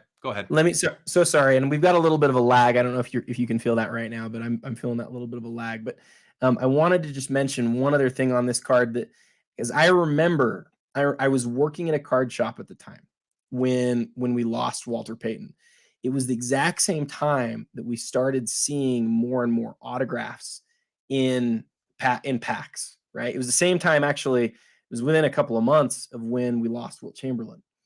The thing that's really interesting about that is that we lost Walter Payton the same year this card came out. And so if you were around during those times, it was the Legends autograph. I think there was one more. I think he had 3 different autographs that came out all towards the same time. It was really Walter Payton mania because he was on ESPN every night, right? Like how he was doing and what his status was. And it was a sort of terrible thing when we found out that he was sick. And at the same time, we had autographs coming out, which is weird. It sort of feels morbid and strange or whatever. It's also a really important moment in the history of our hobby. So I look at this card and I think about what we know about it being out of 100. Your PMG call, I think, was really cool. I didn't even think about that. But like the differentiated piece at the beginning, then from the end, I think is what you're talking about there. And then you look at its aesthetic and everything else. It's just really cool. I don't collect non-basketball cards, but that's one that I look at and go, dang it, I would really love to have that card in my collection. That's amazing. Yeah, I could see you. Like, it doesn't surprise me that you love that card. It's right up your alley, except it's not basketball. But yeah, I could see if you were going to add a football card, that would probably be one of them for sure. Okay, we were going to go back to the Kobe emblems of endorsement for one moment because Gerald gives us some really good information here. He says the pack pulled 0405 emblems of endorsements were out of 10. At the end, Upper Deck started giving away the unnumbered replacement cards as replacements for different redemptions. Back then, Upper Deck made duplicates of certain sets and had them in case damage replacement was needed. Hence the unnumbered emblems of endorsements and even some numbers pieces. And I mean, I know Gerald. I've known Gerald for 15 years of being at the National. And so I'm definitely going to put credence in what he's telling us and take that to be an accurate reflection of what happened back in the day. Devin Batista asks Jesse, how do you know that Jerry Rice's game used? And so, Devin, I brought it up right here, and it says the enclosed game worn material and autograph are guaranteed. Game worn is what it says right there. So I think we can we can go with what Panini is saying, that it's game used. And that's why Jesse is saying that, because it says it right on the card. Okay. Yeah, Gerald loves that card as well. Now, Huggins, thanks for letting us know the baseball mirror golds are different. Very good to hear. I wasn't aware of that. Thinks the Griffey would hit 6 figures. Vintage says Walter Payton has a cool yet weird looking autograph. How does that say Payton? And TB12 says Brady has multiple rookies, so hard to compare to Jordan. I get that, but if you're picking your favorite and then you're matching that up against the Jordan, which is your favorite because it's the only one, I'm okay with making that comparison. I'm okay with it. I mean, I thought it was, I liked what I was saying there. Made sense to me. I did too. Devin makes a cool comment here. Says, I was going to say Walter Payton equals Will Chamberlain for basketball. That was right when you made that comment, Adam. So that's pretty cool. Devin also tells us there's only 1,200 Jordan stars graded, which is, there's the whole, is that a rookie card? I think, Adam, the hobby is seemingly people are preferring the star card over the Jordan in a lot of cases. People are considering it the rookie card now. And I wonder, as time goes by and distribution methods evolve in the hobby, if we will look back and say, and Beckett even, who's kind of the regulator on what a rookie card is or historically has been, will say, you know what, we're changing it. It's now a rookie card from here going forward. And like we were talking about earlier, this is the first auction where we haven't seen a Jordan 86 Fleer in a while, but what I think we can both agree on here is, well, actually, I think, tell me if you disagree, I think we've seen more star Jordans maybe over the last 8 months to a year at auction than we've seen Fleer. And I think that people like to collect what you don't see as often. So as we've seen tons of PSA 10s, now we don't see any. Are we going to feel a shift back towards that direction? It'll be interesting to see. Well, on that topic, Luke says, no way do people prefer the star over the 57. I mean, a lot of people are now because it's that much rarer. It's like the only card of Jordan ever where he's in a defensive position. He's grabbing a rebound. So that's kind of cool. It's 2 years older. So that's listen, I've always said it's an XRC. The 86 Fleer is the rookie card. It fits into the definition of rookie card because of the way it was distributed. It didn't. The star cards came in clear packs. They weren't blind packs. You knew what was in every pack. They were team sets. So it's a bit different. But all that said, I could see the consensus of the hobby kind of evolving to say, you know what, it's a rookie card, and maybe the 86 Fleer loses that designation, which would be crazy. That would piss off a lot of people. But hey, I don't know. I will say, I don't know if we've ever said this before, but this just sort of came to me right now. If you look at it like on an individual card by card basis, like a PSA 9 versus PSA 9, it's clear that the market prefers the star. It's not close, right? Same across PSA 8s, same across PSA 7s. The star sells for more. But if we, it does. Like a PSA 9. You got to look at population along with it, though, don't you? Well, yeah, that's where you and I maybe have talked about this before, the market cap conversation. The market cap will never side towards star.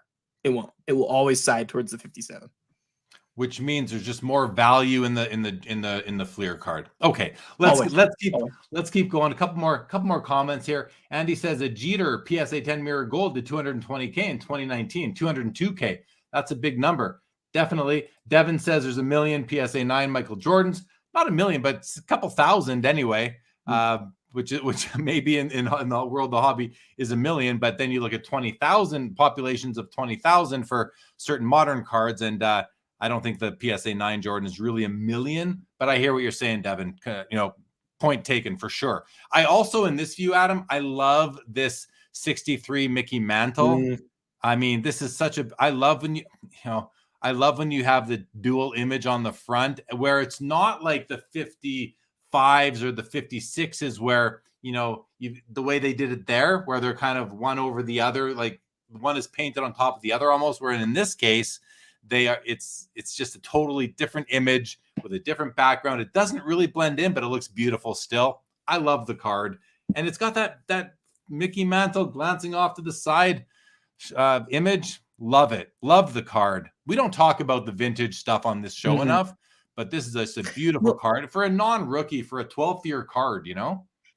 I'm so glad you called this card out, because it really is different, isn't it, than what we often see. I think the reason that we don't often see super high grade non-rookie type cards, or really super high grade anything vintage, is because those guys really hang on to their cards. Those collectors, like those cards aren't getting turned nearly as much. I think, if I remember on this one, somebody look in the auction. It says what the population is. There's not a lot of them, and so it's kind of I'm not like saying anything really novel here, but like the way that some vintage cards have a ton of value is by being the right player in a non-important year, but where they're like super high grade copies are impossible to find. And there's a reason that we haven't seen this one before.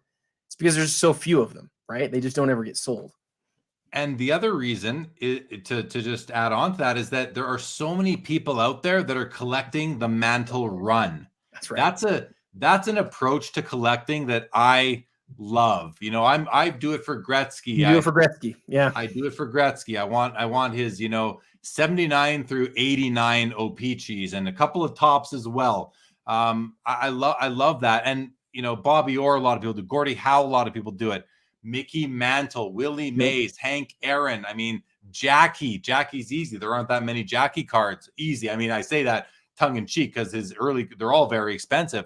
But that's why a 12th year Mickey Mantle is going to do $45,000 in mint condition, because there's not enough to go around for the amount of people that collect Mickey Mantle, not just iconic cards overall. And this, out of the whole Mickey Mantle run, might be, the fourth or fifth most beautiful card of all. I'm not a huge fan of the 55 and 56s as far as the aesthetics, which is funny.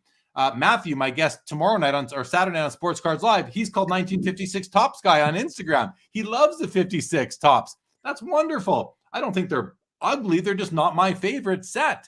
But we're going to learn more about him and his collecting on Saturday night. Anyway, couple of comments here. I like Devin's comment here. He says, I would say with the Fleers, you could pack search them. They were all inserted the same way. Might as well have been in a clear bag.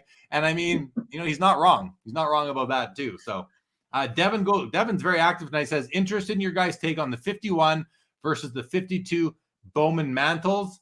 I mean, for me, Devin, I'm all about the 51. That's the card that I added to my collection over 15 years ago. It's his one true rookie. And I think you're comparing it to the 52 Bowman versus the 52 Tops. I do love the 52 Bowman as well. It's vertical. It's beautiful.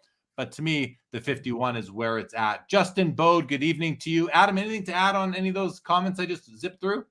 So many things, but no, let's keep going. All right, let's keep on going. Let's come down now to the last group of 8 on, I don't know if we're on page 2 or I think we're on page 3. We're moving slow, Adam, but in all access extended bidding, we will get to every card in this auction tonight, everybody. And you do not need to have a bid in on any lot to be eligible to qualify to bid in extended bidding anymore. Well, I shouldn't say anymore, for the month of February. PWCC, I believe, is trialing an all-access extended bidding in February for the weekly and the premier. So again, if you're bidding on anything in these 210 lots, you are eligible to bid. And that's pretty cool right then and there. And we'll see if it sticks for the months coming up. Devin here says, my bad, you meant the 52 Tops.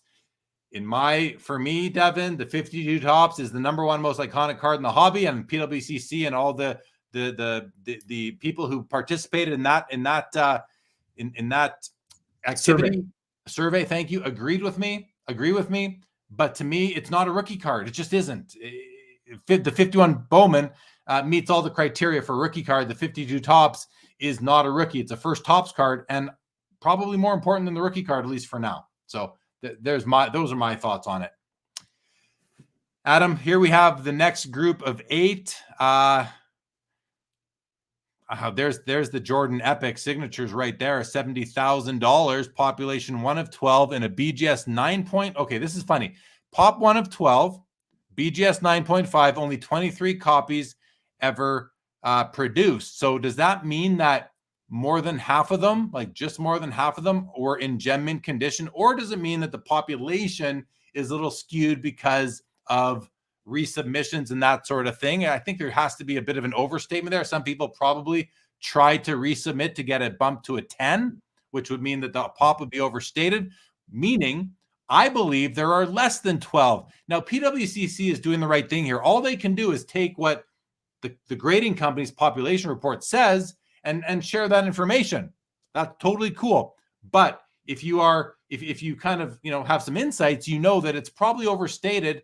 I don't know by how much, but I would argue that there are less than 12 of these in existence. Adam, what do you think of this card? I know you love it. I first have to apologize because I told you that we went past it earlier. It was that we had talked about it in the pre-show, so forgive me for that. But I think to talk about the grading for just a second more, the cards that are the most sought after in the hobby, we see over and over again. Population reports get weird. The NTRPA of Steph is one of them. I think last I looked, there were like 110 times it had been graded by Beckett, or 120. There's only 99 of the card, so it doesn't make any sense. The LeBron RPA is the same way, and this card's going to be the same way too, because as I talked about in the pre-show, it's one of the most important Michael Jordan autographs in existence. You're looking at a card that was made in the 90s. You're looking at one of the best known autograph sets. If you want an autograph set that has Wilt and Jordan in it, here you go. This is it. It's from the 90s. It's the only one. It's out of 23. Unlike Wilt, he doesn't have like multiple variations. This is the one shot you have of getting the epic Michael Jordan, right? Like you need to get the gold. It's only to 23. It was an impossible card back then when it first came out. The cards, I can't remember if it was this year or the next year, they came in a lunchbox. The packs were actually like in a lunchbox, and you were supposed to get one autograph per box. But if you had, I remember because I opened one, if you got a box that had a gold in it, you could actually get 2 autographs per box. So sometimes people would stop opening the packs when they got an autograph card, and they'd actually leave behind, the big one. I remember that because I was working at the card shop back in the days. But it's just gorgeous. It's the blue autograph that sits on the white. It's super rare. It's a beautiful autograph in this case. It's been in that holder forever. I can't remember. I did the video on this one, and this is one of those that I say this a lot, but it's just a pleasure to have that one in hand for a second. It's just a gorgeous card. Yeah, very cool card for sure. It's just simple. I like the white. I like all the white going on, the sepia tone, the gold/sepia looks very nice. Couple cards that catch my eye here. You got the Jordan Legacy Row Zero. It catches my eye because I recognize that so many people love these legacy cards, the Row Zeros. It's a card that I'm not a huge fan. I prefer the Legacy or the Row Zeros that are horizontal. I think they're from, actually I know the year because I have my 97. Yeah, 97. I have a Jordan right here that I got from PWCC actually. I prefer this design, and it's a horizontal, but I just like the design of the card itself. It's got a different like shiny, see those kind of that step action in there. Yeah, I prefer that personally. But that said, I think most people prefer this card here. This design, it's got the NBA gold sticker on it, pop 1 of 4 out of 150, BGS 9.5, near gem mint condition.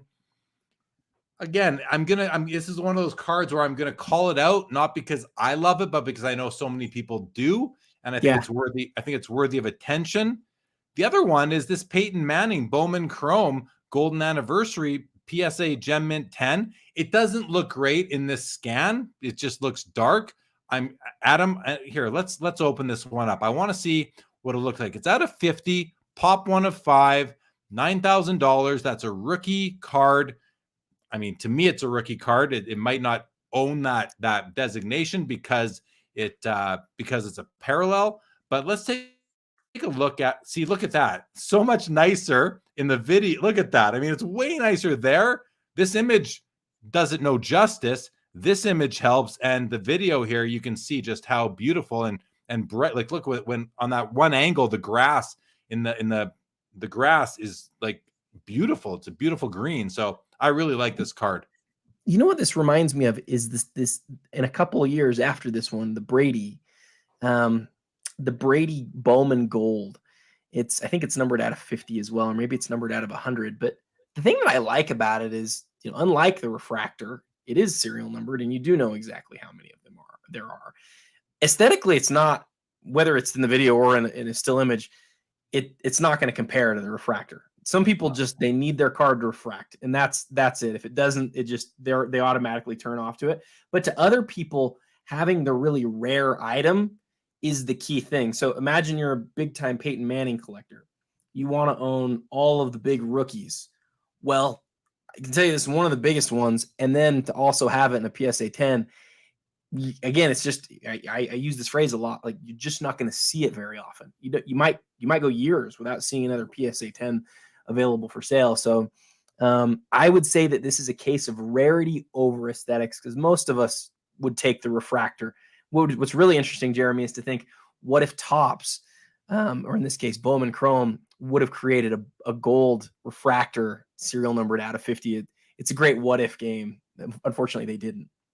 If only they could go back, right? Yeah, I think, I hear what you're saying about the refractor, but this card is still very nice. It's very nice. I think it's really cool.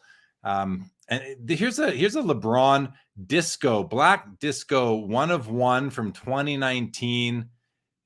I have to open it up to see what it really looks like, but I've got to think it's a pretty cool card. But just to get a 1 of 1 LeBron for $6,000 seems pretty reasonable to me, relatively speaking. Okay, Adam, we're going to go to the next page. And while I'm going over there, I'm going to go to a couple comments. First one, Carl Daly. I see your comment, but we're not going to talk about that platform on the PWCC Premier. And then Devin says 1997, best year of cards ever. Like, can you argue against that? I don't know that you can. He's like, yeah, okay. And then Eric Sanderson Deore says, where were hockey cards banned? What the HE double hockey sticks is going on here? Eric, there are hockey cards. There's at least 3 that come to mind right away for me. So, and let's just face it, Eric, believe it or not, and the rest of the hobby just doesn't get it, but hockey is underappreciated in our hobby, and it really shouldn't be. I'm with you on that, Eric. Okay. Here's another great group of 8 cards, Adam. Like, we're on page 4 now, I believe, right? We're on page 4. And this group of 8, actually, I want to see there. Jerry Rice got a bid up to 21,000. Yep. There's a LeBron Ultimate at 44. Zion gets a bid. The black gold prism, $30,000. Okay. So hey, real quick, are still coming in. Real quick, like sort of leaderboard check. If we could, you don't have to go there, but I just want to tell everybody the LeBron limited logos is currently leading the auction at 260 pre-BP. And then the Steph is next at 220. Both have gotten a couple bids since we looked at it. The Tom Brady PSA 10 is also at 220, and the Mahomes Shield is 170. So those are the leaders right now in the clubhouse. Very interesting. So the LeBron limited logos with that description that I was talking about, that page turner of a description, is in first place. Very nice to hear. All right, page 4, top of the page, the first 8 cards. 1, 2, 3, 4, 5 cards right away that I love. I'll share them. The Bill Russell, I know you love it too, Adam. The Jordan limited logos. This Trout Hope Diamond is that's an eye catcher. I mentioned rubies a little bit earlier. The Kobe rubies is one that I almost shared in the pre-show, Adam. I almost shared in the pre-show. Me too. I love this card. It's out of 50. It's a BGS 8, which is great for a rubies. And then you got, of course, you've got a very nice Babe Ruth PSA 6.5 from 33 Gaudy, number 181, one of the 4 Babe Ruth cards in the series. Gosh, there's some good cards in this group of 8 here. Like this auction. You want me to go first? Yeah, go ahead. I can't decide. Okay, so I'm gonna totally cop out and hit a couple before I talk about the one, but the LeBron Prism is interesting because it is the black from 2021. Means it's the best LeBron card out of Prism, and that is always a huge deal. To me, that's one of the steals of the auction right now. It's one of a very few Lakers Prism black cards. I actually took a picture of this and sent it to a friend when I saw it show up to do the video on it. It's amazing. I would love to talk about the Russell too, because it's the best Bill Russell card, modern Bill Russell card in existence. But the card that I have to talk about here, we actually did a really cool piece of content on it. It's the Kobe And I think the reason why I want to talk about the Kobe, I thought about what I wanted to say about this on the live because I could talk about this particular card for a really long time. But what I want to do is sort of explain. Not everybody who's listening is a 90s grail person, right? I don't own a lot of I don't own any Star Rubies cards. I owned one from the Team Skybox set and I sold it. Long story there, but the reason that I have not preferred to go after these Team Skybox cards is unfortunately because there are a lot of them that have been reproduced and that have ended up in Beckett holders. Yes, as counterfeits. Devin's exactly right.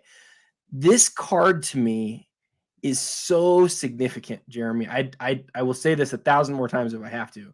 It's so significant to me because of when it was graded. It was graded in 2001.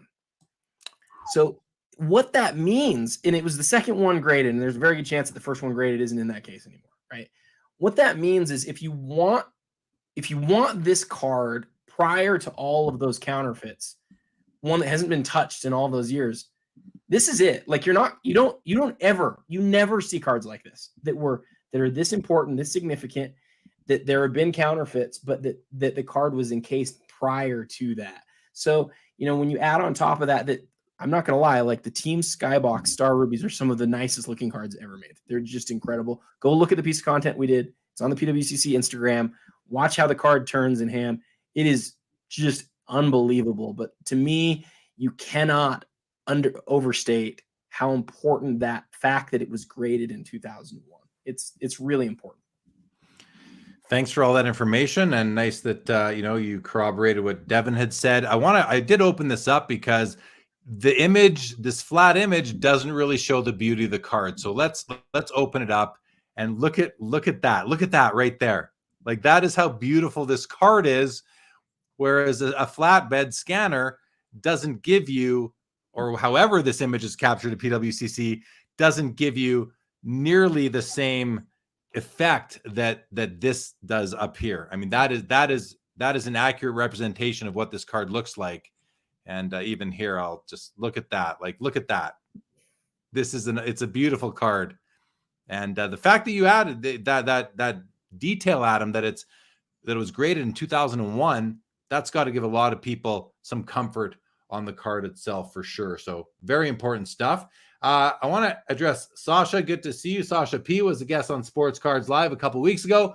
No, I don't think, Sasha, I'm just going by the default. I think it's called like the featured sort. It's the landing sort when you first get to the site. So that's what we are going by. And we're not about all these awesome cards on here. We didn't talk about a Michael Jordan limited logos. I mean, from 2003 exquisite. Like, why is it only $50,000? Like this, why is it only $50K? And it's in an old holder, which I just love that. I love that card's been in that case for so long. Look at that auto specifically too. The auto looks perfect. I think you're right. I think that's definitely too low. Seems low. Okay. Let's keep on going. The next 8, there's another Black Lotus. This one's a PSA 10. Oh, but this must be the unlimited version, so it's not quite as rare as the other copy that we looked at. That's right. You've got a PMG green of Doctor Strange right there. Very nice. This Jordan here, this is the 2003 exquisite Jordan base card, but this is the gold parallel at a 25. And Adam, this is the card that I called attention to in the pre-show on Instagram Live. And I love a numbered base card from an inaugural set of a product that has equity as time goes by. This fits the bill. This is the gold parallel at a 25. What's the regular base card out of from Exquisite? Is it 250? 225. 225. Thank you. So this card is 9 times as rare as that one, and it's at $9,000. I'm pretty certain I've seen the base card sell for $7,000-$8,000. Yep. Yeah. For sure. So this might be a deal right now at 9. It's an 8.5. So maybe that's holding it back a little bit. It's not in a 9 or a 9.5 holder, but still, I love the card. I think it's a cool card. As far as a card that doesn't have a piece of game-worn memorabilia or an autograph, it's a gold exquisite 03 Jordan base parallel. Very cool. What do you like in this grouping, Adam? All of them. But to narrow it down, again, I'm a guy who likes to look at stuff that's underappreciated. I think most of us are, if we're really honest. We look for stuff where we say the hobby has sort of cooled off more than they should. And I'm a big Kobe collector. And so I look at that chrome refractor and I'm like, it's a PSA 9. I recently bought one. It's the first one I've ever owned. It will be in my collection probably forever. Mine's a BGS 7, and I'm thrilled with it. I think it's gorgeous, and I love it. And it's because it's like Kobe's most recognizable card by a long shot, and there aren't millions of them, right? The refractor was always really difficult to find. So showed up 15 on the iconic 100 list where I thought it should. I mean, I think that's about right. It's one of the most recognizable and important cards ever, but especially of Kobe, it's clearly his most important, most recognizable, iconic card. And look at what its price is now, Jeremy, compared to 18 to 24 months ago. And it's like, yeah, it feels so much easier to sort of pull the trigger at where it is now. No doubt. I blew it up because I just want to see if there's any greening going on. It didn't look like there was from the distance, but there's a minor on the arms here. But oftentimes you'll see the greening. Oh, in the calf. You see it a little bit in the calf, a little bit right there as well. So yeah, it's got minor greening, but that's kind of just what par for the course with these cards at this point. You rarely see one without it. Okay, we're going to come out of there because it gets a little finicky on me. And we'll finish out. Karn Rai has joined us. He's in the back. He's in the green room right now, waiting to come on. Karn, you're good for a few more minutes, buddy. Keep doing what you're doing. We're going to finish this page, Adam, and then we'll bring Karn out. So here we have the last grouping of 8 on page 4 of the auction. 2 green PMGs from Marvel. You've got the Incredible Hulk up over here, and down below here, you've got Thor. Maybe my 4-year-old son's 2 favorite superheroes. He's also a big fan of Captain America. We're in Canada, so I'm not really sure why, but he loves Captain America. But in any event, these are both pretty cool cards. 13K on the Hulk right now, 12 on the Thor. If I was into superheroes and Marvel, I'd be all over these cards. So I'm glad I'm not, because I can put my money elsewhere. But Adam, what do you like? What don't you like on this page might be the shorter answer. Well, yeah, that's a really short answer. I don't have something on this page I don't like, but let's look at the dual logo man. Do you remember 2 months ago when we had the Luca Larry Bird that went crazy? Oh yeah. This is from that same set. And the reason that I know it's from the same set is because Panini has not done like hardly any dual logo man autos of veterans. They do it every year in Immaculate for rookies. At least they've done it every year for, I don't know, 4 or 5 years now. And they sort of, I don't want to say they're made cheaply. They're not always super high quality. There's like all sorts of condition issues with them. And they're just, some of them are nice. Let me say that too. Some of them are nicer than others, but this card in hand, like I think this is one of those ones that when I picked it up out of the box to make the video of it, I like audibly gasped. The holofoil around the windows here it's really like, this is as good as it gets. And I would say as far as Panini cards go, like it's one of the nicest made cards ever. Like you, I'm not a Logo Man auto guy, or I'm not a Logo Man guy. I don't have any Logo Man in my collection, but I picked this card up and I thought, is there a better Spurs card that I've ever seen? I don't think there is, which is weird to say because it doesn't have Tim Duncan on it. It's the Admiral and Tony Parker. I believe they won 1 championship together. The first Spurs championship was right before Tony Parker got to San Antonio. But they did play together. They won a championship together. The autographs are great, perfect in blue, and it's amazing in the PSA holder. So if you're a Spurs fan, and I know there's 2 specific Spurs fans that I'm talking to right now, hopefully they're both watching, who I know are both after this one. I'm interested to see when they'll bid. Maybe they've already bid, and this is as high as it's going to get. But Jeremy, I don't know about you. I saw that card and I was like, kind of like with the Jerry Rice. I looked at it and I was like, oh, this is going to be a crazy one. It's sitting at a pretty moderate price right now. I think it's really low. Yeah, it's selling for, it's at less than the Jerry Rice at the moment, which I'm glad to see. But at the same time, David Robinson is he's underloved in the hobby, from what I can tell. And Tony Parker is kind of like unloved in the hobby from what I see in the circles that I keep and all that and the shows I go to. So I'm not really surprised. You know, if he was on there with Dirk, I think it'd be another story. You're right. You're right. So that'd be different. I do like this card here, the Jordan and Larry Bird dual scripted swatches. That's a pretty cool piece. It's in a PSA 7, which might hurt it, but there's only 5 of these. A couple of couple of corner issues. Like, who cares? It's not about the corners on a card like this. It's about what it is and who touched it and all that. So I do think that's a really cool card as well. The Prism sticker, I mean, just to think that came out of a 25-cent little gumball machine is pretty funny. But okay, let's skip ahead to page 5. Going to do a couple comments, then we're going to bring out our special guest for the night, Karn Rai. Jordan says, Jeremy, I heard Dirk. Thank you, Jordan. Nice to see you, and you are more than welcome. Jay Mollico says, don't you think Logo Man cards are boring? They all look the same. I kind of do, Jay Mollico. I understand their importance, but I'm with you. I'm not a huge fan of them. Like, personally, I'd rather have a team colors card with patch. That's where I'm at anyway. Devin says it's always Paul Grant's leg on the Kobe Topps Chrome cards where you get some coloring or some yellowing going on. TB12 up here said that the signed Brady refractor is better than the PSA 10 for people who want signed cards. I would think they feel that way. People who don't probably don't agree with that, but fair enough. I definitely hear your comment there. Gerald says Duncan Parker, I think, would have been a better combo. Yeah, sure. Duncan Robinson would have been crazy too. Yes. Yeah. Okay, let's bring out, there I see him looking up, Karn Rai. Let's bring him onto the show. Karn, welcome back to the Premier PWCC Premier Auction. I'd love to see you wearing your Sports Cards Live hat. I appreciate that.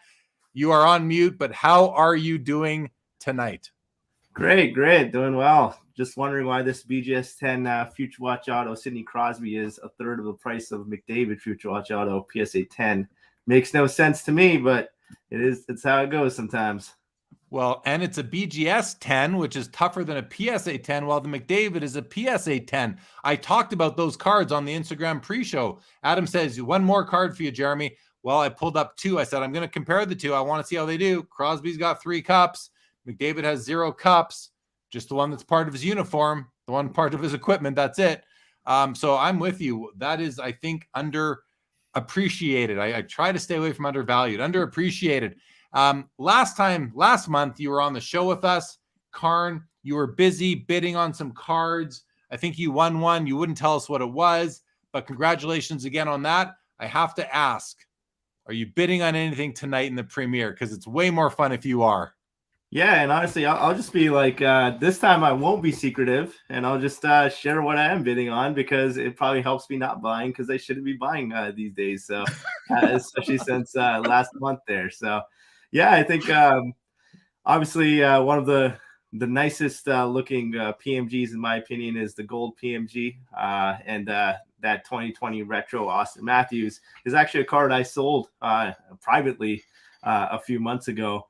So to see it back in auction pretty early on after I sold the card is it's nice to see, like, how much I sold it for, how much it's going to go. So I'm really interested in seeing, and maybe I'll actually even buy it back. So that's going to be a fun one for me. Well, good luck to you. That's another card that I featured on the pre-show that Adam and I do. For everybody listening on Instagram Live, Adam commandeers the PWCC account, and we go live on Instagram together, and we just kind of wrangle a few people, bring them over to the show here, and we each come with 5 cards that we want to just talk about, 5 cards that caught our eye. And it's funny, the 3 cards that Karn has mentioned as soon as he comes on here are 3 of the cards that I featured in our pre-show, Adam. So Karn and I have similar taste. It's kind of funny, though, Karn, how you previously owned the Matthews PMG Gold 1 of 1 from Skybox Metal, a hockey product that came out 2021. You moved it, and now it's being sold on the Premier Auction, and you may acquire it back. I thought when we looked at it earlier today, Adam, do you remember what was it at $8,000 when we looked at it? before I the thought it was. show. I thought it was at 12. Well, maybe it was at 12. Maybe it was at 12. Yeah, it was at 8 yesterday when I looked at it, I guess. What's it at now, Karn, the gold? Oh, well, before BP, it's at 11. After, it's 13.2. Okay, so it's at 11. So it So hasn't moved.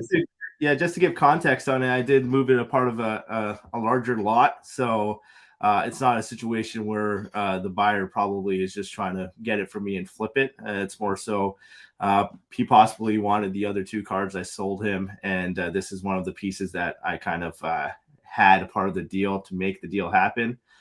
So yeah, maybe it's just one of those ones he just wanted to get some cash back on, but definitely valued it a lot more than what it's at right now. So we'll see what happens.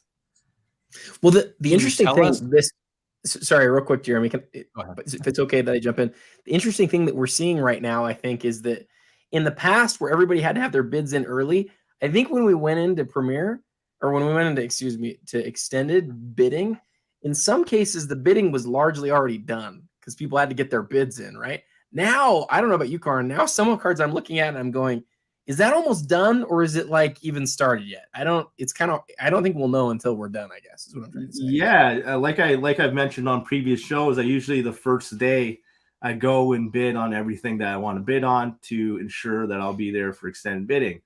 And I still had that same mindset for this auction, but I logged in today, ready to do some bidding, and then I liked the card I saw scrolling down the main page, and I'm like, wait, I can bid on this because I don't have to be a part of extended bidding anymore. So It definitely has some an effect for sure, 100%. So here is the card that we are talking about. It's a beautiful card, Karn. I mean, you've held this in hand. You know how nice it is. Was it you that had it graded before you moved it? So mine was actually I sent it to PSA, and it was in a PSA authentic holder. That's because PSA is just a little bit tougher on the sizing of the PMGs and what gets in their holders. But it was pulled out of a pack like a day before I purchased it. So I 100% know it's a clean card. So it came back a PSA authentic with no numerical grade. However, yeah, it was an easy situation to kind of crack and send to Beckett because Beckett is a little bit more lenient with PMGs, and rightfully so. They are shorter on like 80% of them. I've sent in a lot of even red PMGs. It's a kind of a crapshoot of whether PSA is going to grade them or not. And yeah, it got a BGS 8, and yeah, I think that's a kind of the correct grade on that card. So yeah, it looks great. It's super shiny in person. I don't think it's one of those cards that I think if you press that 360 video, it shows kind of the true beauty of that card. It's amazing looking. Ooh. Yeah, it does. If I do it, I pretty much lose my connection. Yeah. So it's too heavy on my system. So I'm not going to do that. But I'm curious, when you send it to PSA and they send it back, or they grade it authentic. So they did slab it for you, but they wouldn't put a grade on it, right? Yeah. So I guess they usually send it back min size, but I always, because I know PMGs are like that, I always write it in the comments like, if it comes back min size, please just slab authentic. So that's something that I usually do for PMGs. And when they send it back min size, they still charge you the grading fees, right? Yeah, they do. Yeah, unfortunately. Yeah, I guess lesson there is don't send your PMGs to PSA, send them to Beckett, because they just, I think, are a bit more advanced when it comes to grading this particular card, it would seem. Okay, let's keep on going here. LGC has a record of what you paid for that card originally, Karn. I bought on eBay, so it's like literally, yeah, I paid for a lot more, and I sold it for more than that. Well, that's how I sectioned it out in the lot I sold it at. But yeah, it's definitely a lot less than what I paid for it and what I got for it. So. All right, let's go. Jerry Rice the Jerry Rice Shield is getting some bids. I'm glad to see, because I felt it was undervalued, and I say that relative to, or underbid relative to similar cards. That's where I'm at for sure. Sasha Parfanov says the 210 listings. Yeah, we it wasn't 300 plus last month. It was 250. I have it right here. It was 261 last month. It was 282 in December. It hasn't been over 300 since November, Sasha, but we did talk about that earlier on the show. And we had some good discussion. You can go back and watch that later if you like. Jay Mollico says Crosby BGS 10 looks low, and that's what Karn was saying when he first came on the show. Karn, let's go through. We're trying to get through all the items in the auction, so let's look at this group of 8 right now. And Karn, if you're busy bidding, if you're doing any research, if you're selling cards to buy cards, anything you got to do, feel free to do it. Adam, I'm gonna call out 2 here. This Michael Jordan, because I showed you this is the one out of 100. This is the Legacy Collection row 0. I showed you guys earlier. I have a copy of the non-Legacy Collection row 0. Mine is out of 250. The Legacy is out of 100. This one here. I do love the looks of the card. I absolutely love it. But I know, Adam, that you're probably going to want to talk about this card a little bit.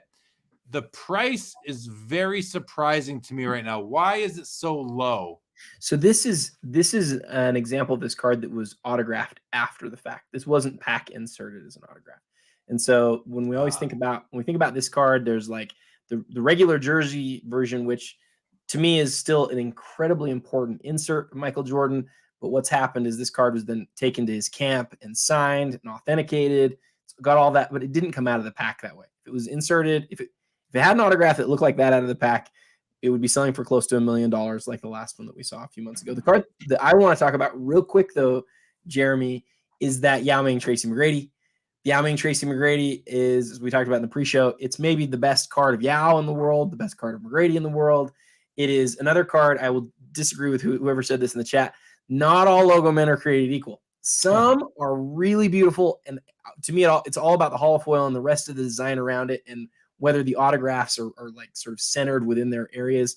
This one has all of that going for it. And, I know we've got a lot of us on here right now, so it's hard to get back to everything that we want to, but somebody mentioned in the chat, they were asking if they could sell their cards in the Premier.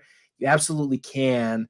Just know that there's a more significant fee associated with it. I believe it's $2,000 minimum on each card that's being sold. And so if you have questions about that, feel free to reach out to me on my Instagram or anywhere, or anybody at PWCC, and we're happy to help you with that. Very good. Yeah, I will say not all logo men are created equally. That said, I still prefer team colors. Like, I prefer, like, let's face it, these are 3 color patches. I prefer that to a 1 or a 2 color, but like that Mahomes card that the Mahomes, the nice 3 color NTRPA, to me, that's an absolute beauty. Nicer for me than a shield. But anyway, I digress. And then you got just a Jordan Exquisite Auto just for fun right here. A very nice card, a nice Muhammad Ali, the Hemet's Journal, PSA 7. This is actually cut out of a magazine. It's not really a card. It's like paper, but very cool. In any event, hey, there's a Lewis. Hi, Lewis. Nice to see you in the auction. A great page. Karn, anything on this group of 8 that screams out to you? What's your favorite card in this grouping, or the most interesting card to you? Yeah, I always called out the F1 because I just find it so interesting. Just assess, like, it was such a nuanced topic. Like, is F1 going to be a pump and dump? Is it something that people are going to forget? And right now, kind of, people don't really talk about F1. You don't see the posts as much as we used to. The World Championship is over. The series is kind of not on right now, but it's still doing well. Like this purple out of 10, Lewis Hamilton. It's kind of the parallel I like the most in terms of just the visual of it. It kind of matches Lewis Hamilton's purple helmet. And this card was about $10,000 when F1 first released about a year and a half ago, 2 years ago now.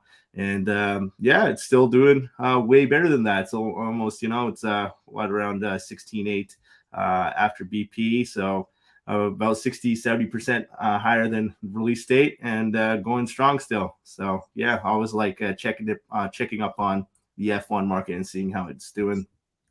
And it's a BGS 8 even, right? It's not a high grade for a modern card. I know the F1s had issues. Very common. Yeah. Very nice. Very nice. Adam, yeah, you talked about the duel up here. I want to call out a couple of comments that have come in here. Jeff P says Future Watch autos have been all over the place as of late. I think you're really talking about like the Ovechkins, Crosbys, McDavids, maybe Matthews and McKinnons. Max says, good to see you again, Karn. Very nice. Edward Shy says, I'm surprised the Burrow Herbert 1/1 is so low. I don't know. I don't think we've gone by that card yet. And Max says, awesome pairing too. Not every auction has a duel. Tracy McGrady, Yao Ming, anything, let alone logo man. No, you're pretty much going to find the best cards in the hobby in the PWCC Premier Auction and oftentimes in the weekly as well. As we scroll along to the next group of 8, the card that jumps out of me the most right out of the gate is the Ken Griffey Jr. 93 Finest Refractor. It's in a PSA 10 Gem Mint holder. This is the first year of refractors ever. This card, like just the design, the way it's almost 3D with him kind of popping off the background, the green, that orangey yellow, where it says baseball across the top and the diamond behind Ken Griffey with the field underneath it. Like, it's a beautiful card, even though it's a little bit like the color combination it kind of catches your eye. But the more I look at it, the more I actually really love this card. And, $17,000 for what in essence is a base card, but a refractor of a base card. But it's a significant card. It's the first ever refractor. And I think it's a great piece. 17,000 feels to be, about the right price to me. And I don't have a ton of experience with these, but the price I'm not offended by it being either high or low. I think it's nice. I could see it ending in that $22,000, $23,000. And I'm going by gut, not by comp, just by gut. So that's the one that I call attention to. We do have a PSA 9, Michael Jordan rookie in the auction this month. Adam, anything that you want to speak to here? I know it's got to be the dual logo, man. I mean, I was going to say, we've talked about so many logo men that I want to skip that one, which is hard to do because that's actually a Rajon Rondo rookie card too. It's from 2006, 2007. But I'm going to surprise you a little bit. I'm going to go with a really modern card. I'm going to go with the Luka. The cracked ice. And the reason that I got to go with that one is because this is another one of those that is like you appreciate it more when you've actually seen it in hand and been able to tilt it back and forth. If you haven't ever had a chance to have a cracked ice card, be able to turn it back and forth, really from like the last 4 or 5 years out of Contenders, go to a show, check one get one, like ask somebody to let you pull it out and sort of like tilt it back and forth. These are some of the nicest cards out there. I really enjoy just like holding these ones and looking at them because the cracked ice pattern, basically like it's refracting in all these different directions at the same time. It's really pretty. And then Luka's really big, bold blue autograph in the center. Serial number, I think it's at a 25. It's just a really cool card. And Luka stuff, a lot of it's come down a long way. And to somebody like me who never wants to pay more than I have to, like some of it's become a little bit more appetizing. So I think that's the one on here that is sort of the most appealing to me. Karn, how about you? Is there something on this grouping of 8 that catches your eye? Yeah, for me, it's the 98 Classics Jordan. I'm always interested in seeing the effect of jersey number on cards. And it's always fun because in hockey, we kind of covet it so much. It's almost like it's a little too much. People will pay 3x, 5x, 10x for a jersey numbered card. And I think it's a little less so in basketball. So it's interesting to see a PSA 9 copy of this card. I think sold like 4 or 5 months ago. It was like 28 grand PSA 9. So this is a PSA 8, but it seems like the jersey number is not adding any value right now to it. So it's interesting to see that. That surprises me. I would definitely attribute value to it having the jersey number. 23 out of 61 is pretty cool for me. I'm a bit of a sucker for a jersey numbered card. I'll admit that easily. I want to bring up Diamond Card Collector says, love that Russell. Let's take a look at the Russell. This is a 1955 All-American basketball. Bill Russell. PWCC is calling it a rookie, I guess, because his like mainstream rookie is from 1957. 57.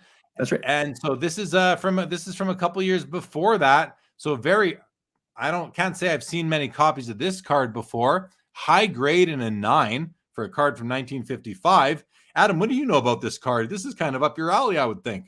Yeah, and Alex, Sasha mentioned that too in the comments there. I did think about talking about this one. It's one that we've talked about. I think it's probably been 4 or 5 months since the last time we saw one. But the thing that the real sell point on this card to me is, as you just said, it actually is made when he was still in college.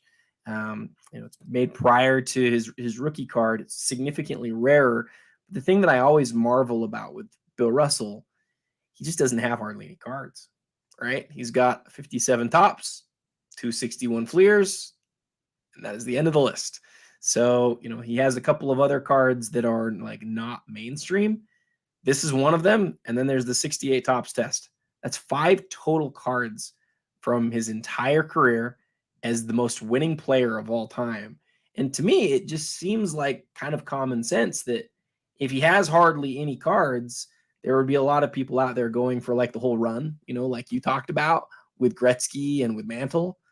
Why aren't people doing that with Bill Russell? And if they were, since this is like, there's like double digits of these cards in existence, like low double digits, why is it sitting at its price it is? I don't know. The hobby is a weird thing, but then, combine that with the fact that it's super high grade and a 9, it's an awesome card. Yeah, it's pretty darn cool for sure. Newt Stew, I gotta say the name reminds me of an Instagram follow that I have, Noob Sabot, who is I think a Mortal Kombat character. I wonder if you're related, but it says Icy talking about the Luca card, the cracked ice right there. Newt Stew, good to have you here with us tonight. Diamond Card says bought the PSA 10 months ago, was stoked to pick it, stocked to pick it up. I think he meant stoked. Oh, there we go. Stoked. Yes. Goes on to say, Adam's video sold me on it, honestly. So nice to see, Adam, that your work is bringing more cards bringing attention to these awesome cards. That's very cool. His PSA 10, I can't remember. He'll have to remind us if it was pop 1 or 2. But I mean, Jeremy, think about that for a second. Like, it's made before the rookie. There's only a few of them in existence, and it's in his copies, the highest in existence. This is one of the not highest, but just below it. Like that's crazy. What if that existed for Mantle? Yeah. What if that existed for any other major athlete? It's just crazy. And I mean, if you look at it, this is the pop 1 of 5. There's 2 higher. We know who has one of them. This is a top 7 card. Now, Devin asks, does the hand cut part make it a little less desirable? I mean, not for me, guys. Cards that are meant to be hand cut because they were a box bottom or they came off a panel or they're from a SI magazine for kids, like even though it's perforation, I don't mind cards hand cut that are like that. It's weird because I don't like what I call sheet cut or non-pack pulled, but that doesn't bother me. I like this conversation because I think it's one that we haven't had before. I think knowing that it's supposed to be hand cut and wanting to own it makes a ton of sense. I get that. I think there are a lot of collectors who look at something and say that's hand cut, so therefore I don't like it. And I don't want to have it. Maybe because they think you could take that card out of it's kind of like the Cassius Clay, right? It's the same thing. It's like, okay, so it's a PSA 10, but somebody literally cut it out of the magazine yesterday. It just feels different. It feels like it's not the same. And so I kind of get I like how he said it there. Does it feel like it's a little less what you replied? Well, he does clarify here and say desirable. Yeah. I get it. But also, like, Jeremy, what's a PSA 9 Bill Russell 57 tops worth? It's $1 million plus card. And so I'm not taking anything away from this card by saying it's a little less desirable. It costs 1/50th the price, right? I mean, it's like, it's not as desirable as something that there's more of, but more sort of recognizable. It's just that it's not the same as that. I like my cards pack pulled when there was the option to have it pack pulled. The Cassius Clay Hemmett's Journal, this Bill Russell, a lot of my Swedish and Dutch cards from music cards and Hollywood cards from the 60s and 70s, they came, you had to cut them out of something else, out of a box or a package of whatever it came from. If there wasn't a pack pulled option and the only way to get it was to hand cut it, I'm okay with that. To me, that's that card. But I'm not. Yes, I would prefer the Bill Russell 57 tops to this one. But this one would be a nice supplement, a nice pairing after the fact. You know, he has 5 cards ever, including this one. Like we can name them, and that's Playing it. days. Yeah, It's incredible. Yeah, that is. Okay, Max says, was hoping someone would school me on that Russell rookie. There you go, Max. We spent some time on it here. Nick Leach says the hand cut, I think, makes it even rarer because of resubs. So that's a good point. There could be resubmissions. Is you could submit it as a hand cut card, get it back, and then trim it more and send it in. Hand cut it more because they were meant to be hand cut. That's an interesting thought experiment right there. Like, can you go to a second round of cutting a hand cut card? Is that offensive to the hobby? Or can you refine that cutting? I don't know. And how did the graders handle that? Like, do they say, if you cut a little bit too much, more than you were supposed to, then we're not going to grade it anymore? Like, it's people with scissors. Like, I don't know how they handle that. I don't have a clue. Edward, I am not sure what lot number we are on, but we are on page 5 and we are sorted by the default sort on PWCC. That's as good as I can tell you right now. Devin says, if it's cut off a cereal box, then what would the resubs be? What's the appropriate size? Good question. Jeff lets me know that my Calgary Flames lost. That's okay, Jeff. Congratulations to you. I've lost hope for my Flames this season already. Alexander or Sasha says, interesting. The exact same Russell 1955 sold in the September PWCC Premier for $25K. It's at 14 this time so far. And Max says, should say in the bottom right, if you squint, no problem. Okay. Oh, that's the lot number. I see. Sorry, I didn't even notice that. Lot 103 right here. Thank you, Max. And there you go, Edward Shy. We are at lot 103 out of 210. We have a ways to go. We're about halfway there. Let's go down to the next 8. Let's bring Karn back into the discussion. Karn, we have 8 cards in front of us right here. You already called out a 61 classic, so I'm gonna eliminate that one from what you can call out as a card that you like. Which card out of this group of 8 do you find to be the most interesting?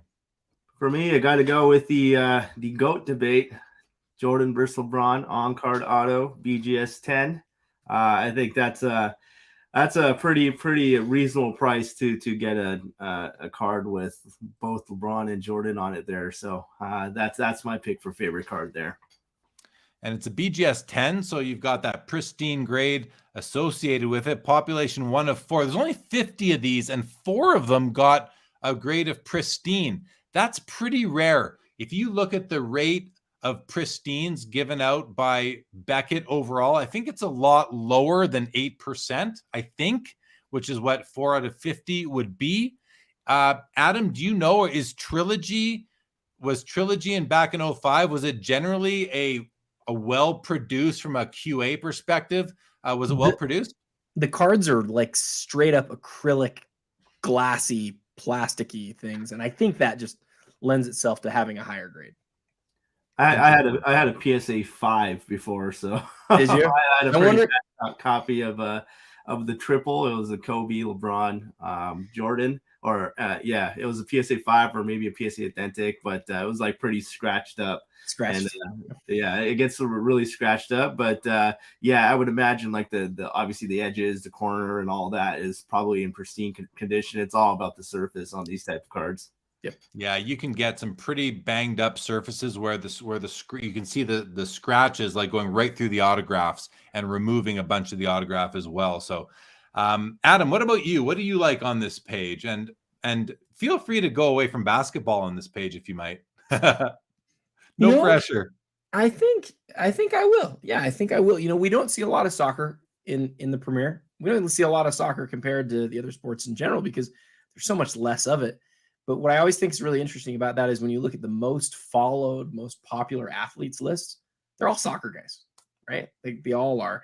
And the thing that people always go to is they look at the Instagram followers. You go look at Leo Messi's quantity of followers on Instagram. It blows all of the American athletes out of the water, right?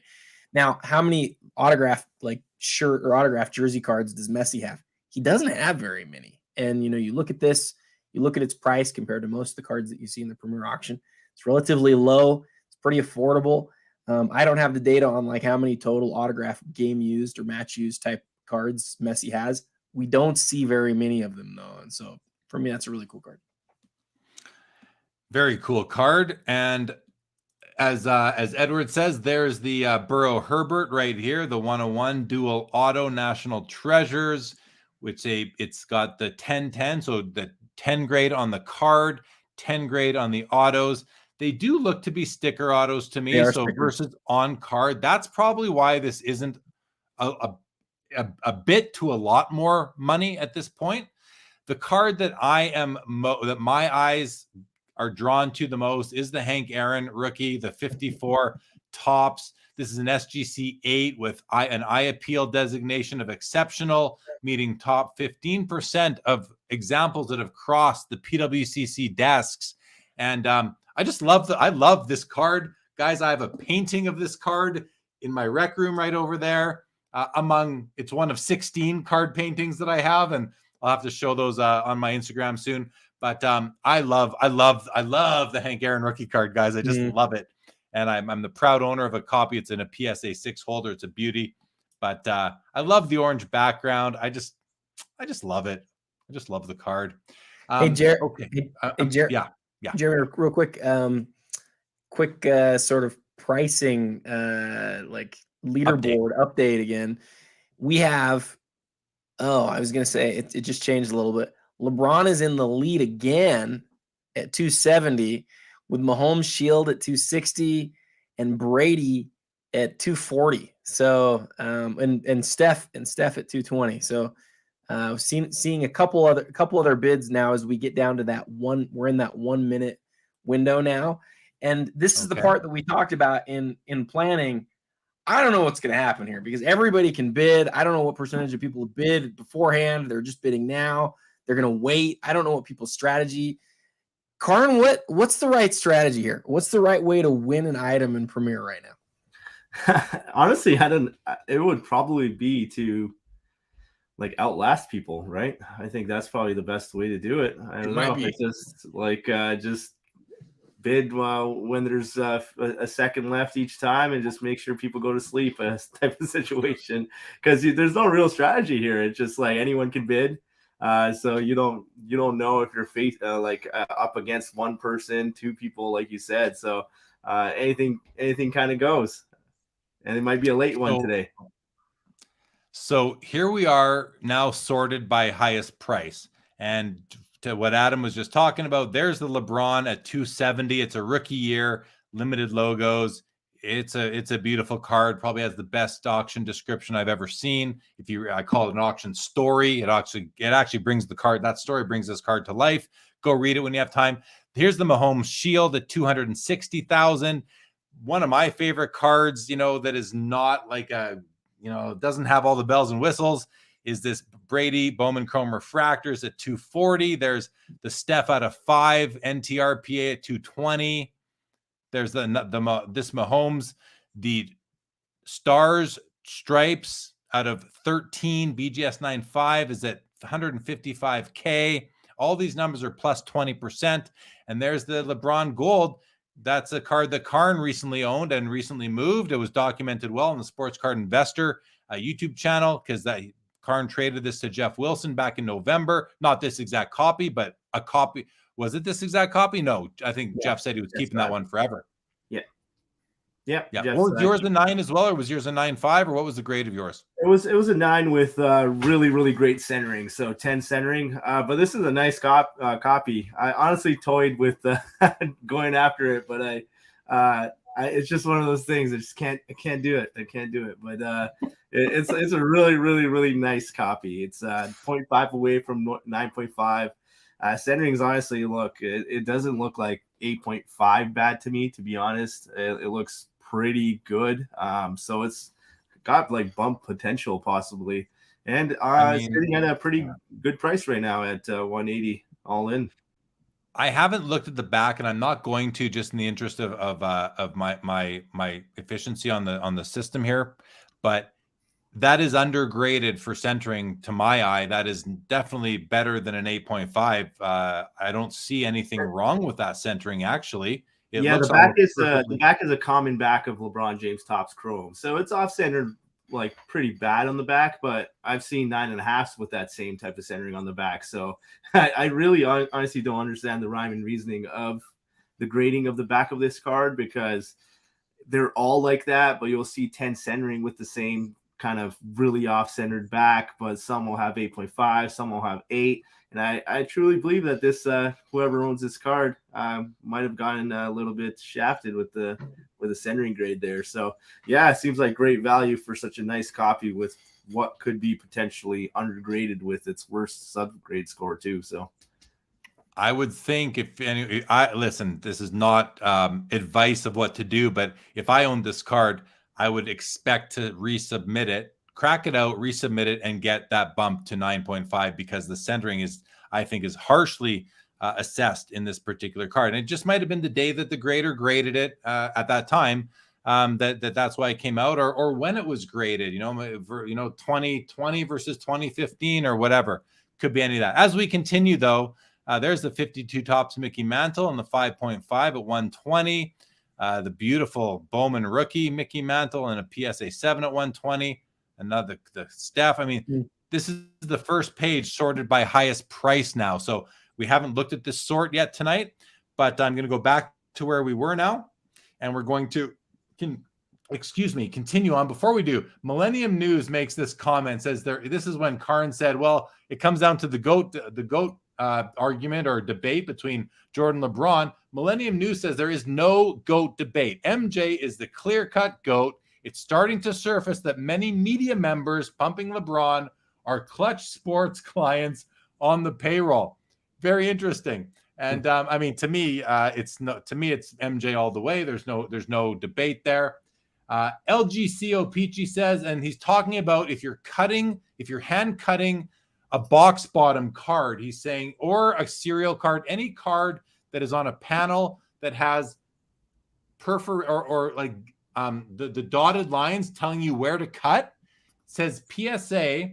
He says if you cut inside those prescribed lines or dots, if they are provided on the original material, PSA will only grade it as authentic, meaning you have to show some of those lines or dots. And that's my understanding as well, what LGCO Peachy is saying here. And any box bottom card that I have slabbed by PSA, and I have several, show those original guide dots or guidance lines of where to cut. So it's good to know that you want to see that on your hand cut box bottom or panel card. Thank you for pointing that out, LGCO Peachy. Appreciate that.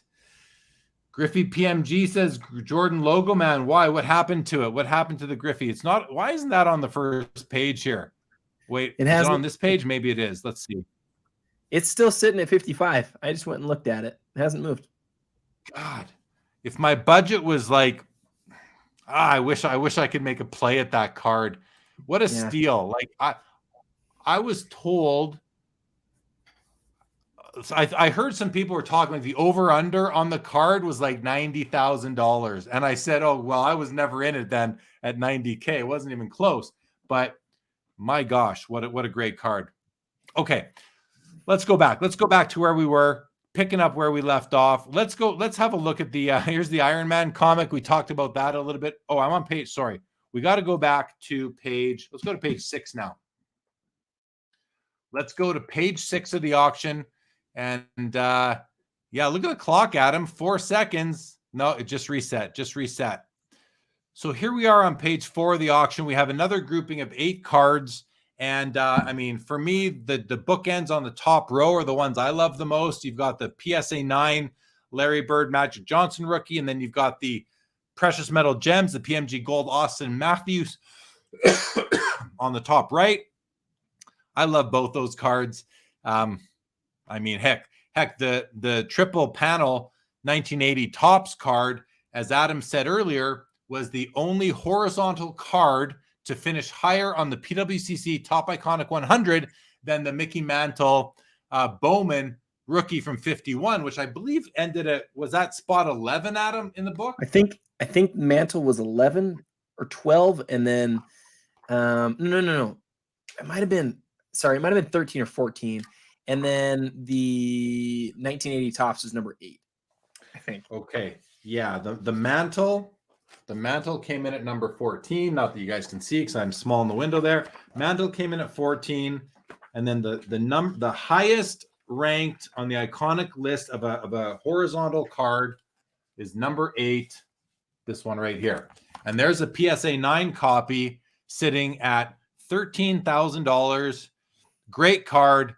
I love this one too. This Ty Cobb was called out earlier. This is a beautiful, wow. This is a beautiful card, this Ty Cobb. It's bigger than your typical tobacco card. It is. Look at that. Look at that image. This is a stunning card.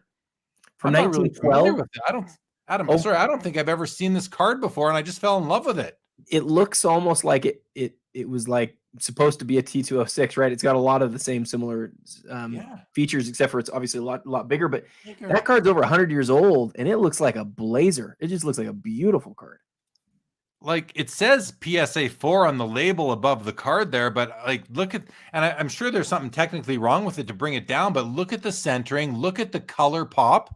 The image itself this is my new favorite Ty Cobb card. Like, why would I go after a T206 portrait red back because it's just cheaper, more affordable than the green?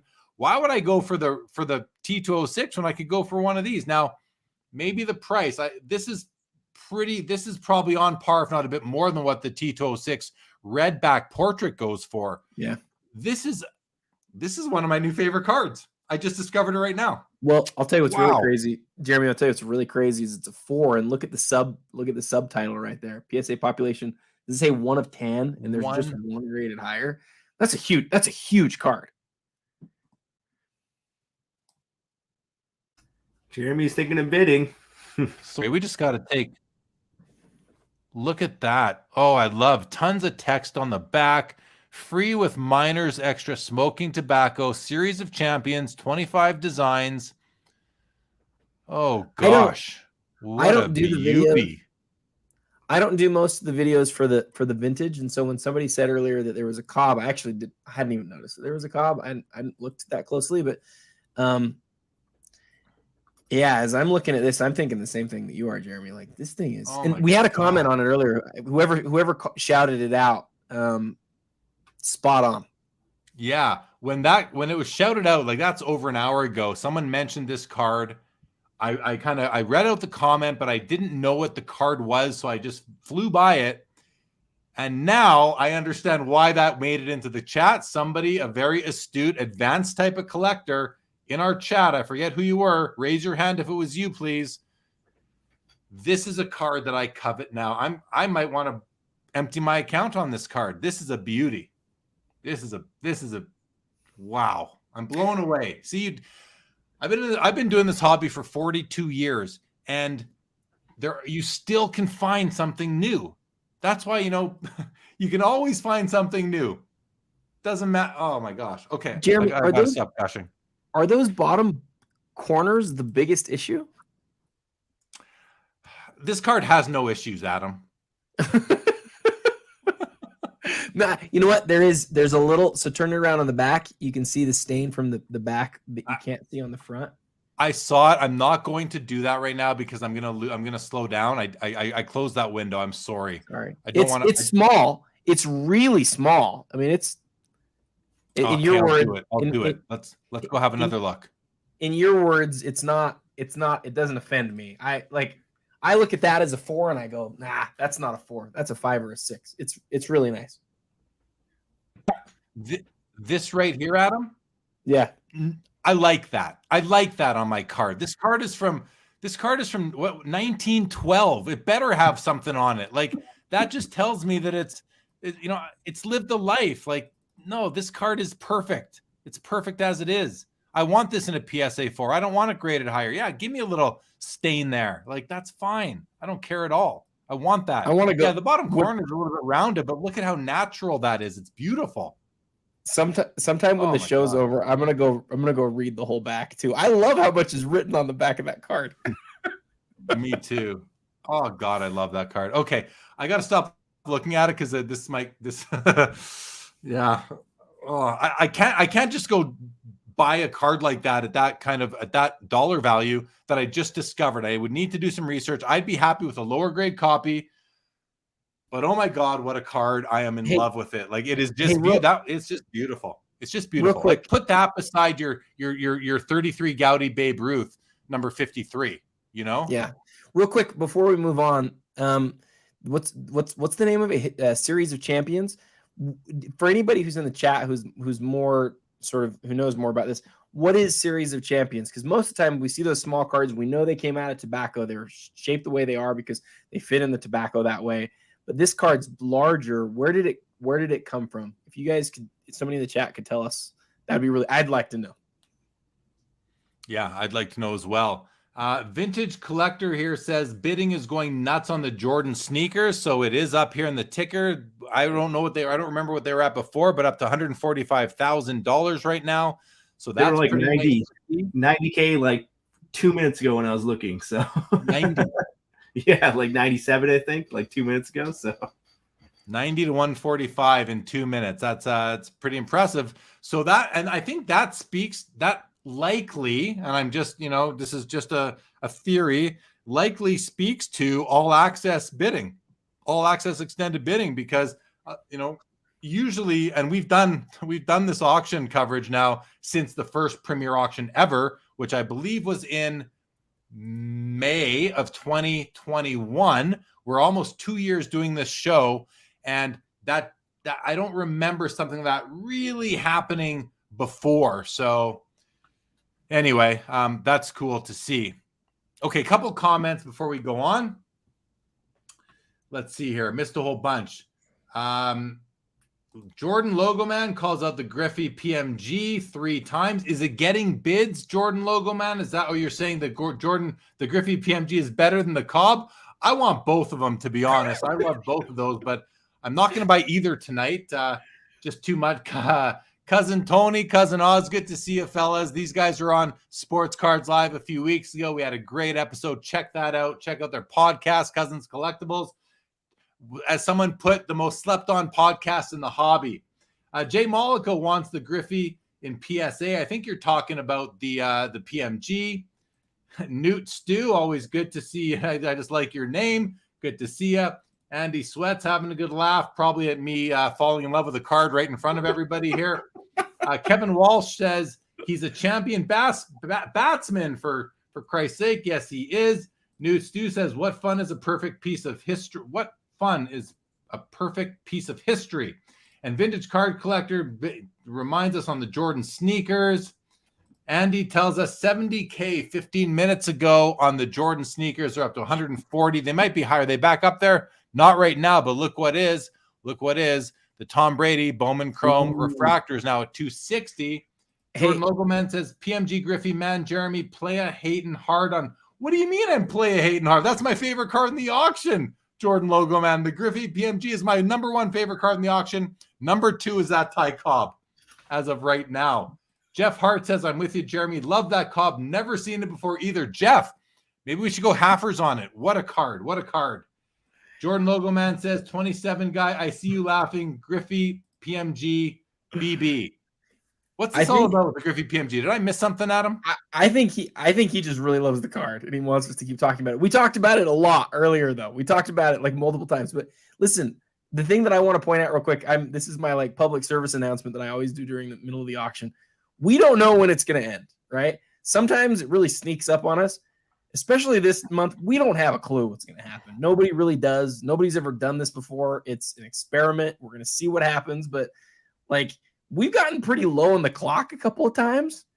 Gets me a little bit sort of like, maybe we are getting towards the end. Maybe we're not, and we're going to be here for hours. I have no idea. What I do know, public service announcement, if you're bidding, you may not want to take Karn's advice and wait till there's 1 second left, because what if you miss it? But maybe that is the right idea. I don't know. I have no idea what to do. But don't miss out is what I'm trying to say. So historically, we've been live now, Adam, for 2.5 hours exactly. We're half a minute away. We've often gone 3.5 hours, so there could be a whole hour left. I don't think it's going to go as long. My feeling is it's not going to go for another hour, but we'll see what happens. We'll see what happens. But because it's 200 items, or it's 210. It's not one of those ones from a year ago that was 400 items or whatever. I think you're probably right. Yeah. And I'd hate to see somebody miss out because they want it to go, because they're expecting it to go all hours in the night, and then it doesn't. So stay alert, people. So watch the clock. Yeah. Speaking of hand cut, there's the Cassius Clay Muhammad Ali Hemet's Journal PSA 9 65K. This is out of a magazine. This is a magazine page.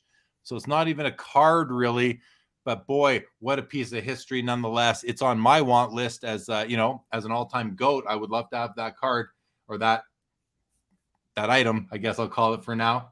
Andy tells us the Griffey PMG still at 55K. Newt Stu says go check out the shoes. They're going off right now. And Hot Sauce tells us that LeBron Game News Finals logo man underrated. And I will say I prefer the word underrated to undervalued. That's just me though. Oh, look at that. There we go. LeBron just maybe took the number one spot value-wise. Let's go over here. Will that update automatically for us? It did update automatically. The LeBron is still leading the way. Oh, it just got another bid. 300 now for the LeBron James. That is $360,000 after buyer's premium. It's a lot of dough. But that is a lot of card as well, right there. It's a lot. Patch on that's incredible. That's one of the best looking LeBron cards out there for sure. Of all LeBron cards, I think is what you're saying too, right? Yeah. Amazing. Okay, let's keep going here because this card slowed us down by half an hour, but it deserves it. And I want to look into this card more. I actually I can come back and look at okay. I just got to get my eyes off it. It's one of those. Enough. Stop talking. Okay. Here's another look at this. Here's another Ty Cobb card. This is not the portrait card. This is the bat off the shoulder from 1909. One of, I think, was it 3 or 4 Ty Cobb cards in the T206 set. 4, one of 4. Yeah, it's in the book. I prefer the portrait cards from T206, but if you look at that card compared to that card, it doesn't even compare to me.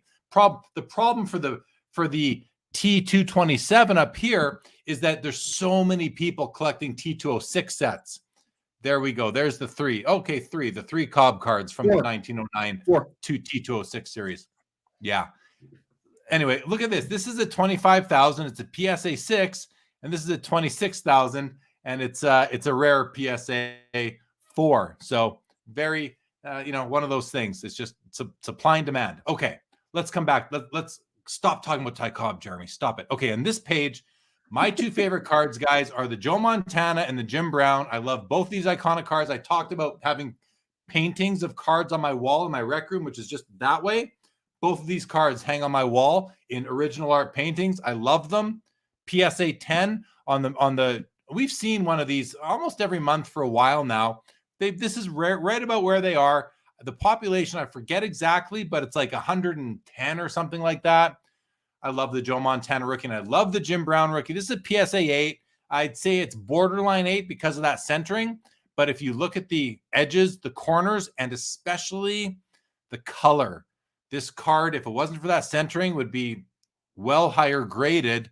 If you can get away from being someone who is all about centering, this is a great way to get a card that is perfect in every other manner and probably save some money, because if this was better centered, it would be a lot more. I love this copy of it, even as it's off centered. What about you guys? Who wants to go first? Adam. So the shoes got another bid. The shoes are at 155 now. To me, the LeBron gold, the gold chrome is super interesting because this is, and we saw the same thing with the Kobe 08 that's up right now. That's ticking up a little bit. It's caught in a couple of bids in the last few minutes. These gold cards, these gold chrome cards, really at the beginning of the pandemic took off like nothing else, right? These cards grew 10x, 20x in the matter of 3 to 6 months. It was crazy. It was insane. And I owned a couple of them before the pandemic. I watched them skyrocket. I thought, should I sell them now? But I didn't because I like them. I kind of knew this doesn't make sense for them to be worth so much money, but I just didn't sell them just because I like them and whatever. So then they've come all the way back down. Now they're more in that world where I kind of look at it and go, you know what? That's a cool card for that price. When this card was $60,000 or whatever, it didn't appeal to me as much. But now where it's sitting, I look at that and I go, you know, other than some of his rookie cards, I think there's a case to be made that his gold chrome cards are like some of his most popular cards throughout his whole career. Yeah, listen, Adam, you don't need to sell me on this card, and I know you're not trying to, but number one, I love the image. Look at him. He's suspended in midair. He's about to slam that ball through that hoop. It's a second-year card. You might remember back in the 80s and 90s, second-year cards were very important. They were the next most important card to the rookie card. Now it's rookie or bust, it seems like, unless you're a player run collector. This is a wonderful card. I really like it. Like, it's a card that I could see myself making a play at. You know, I'm not going to. I have other priorities when it comes to $9,000, but you know, Karn, why don't you go for that card? Like, it's awesome. I think it's a beautiful card. And like you said, Adam, 18 months ago, this card was $50K plus. If, you know, I don't have comps to say exactly, so I'm kind of guessing, but if it, you know, probably was $9,000, you know, just shy of 11 with buyer's premium, it's a bargain compared to when we were at the peak. And I know that's kind of, you know, it might not be a great way to look at it, but it's history. It's a data point. Jeff Hart says right here, that card not too long ago was 25K plus in the Premier. So there you go. That's something. Corey Carr, welcome to the show. Good to see you. What's up, all? Bill, you pick up anything? Bill, let's let Bill answer eventually. But yeah, I do love that card, Adam. I think it's a great card. Karn, what do you think of this card? Is that a card you could see yourself going for? Yeah, I was actually thinking of doing it. It's like one of those things, right? For LeBron, it's either you go in the direction of getting all the parallels of the Topps Chrome rookie.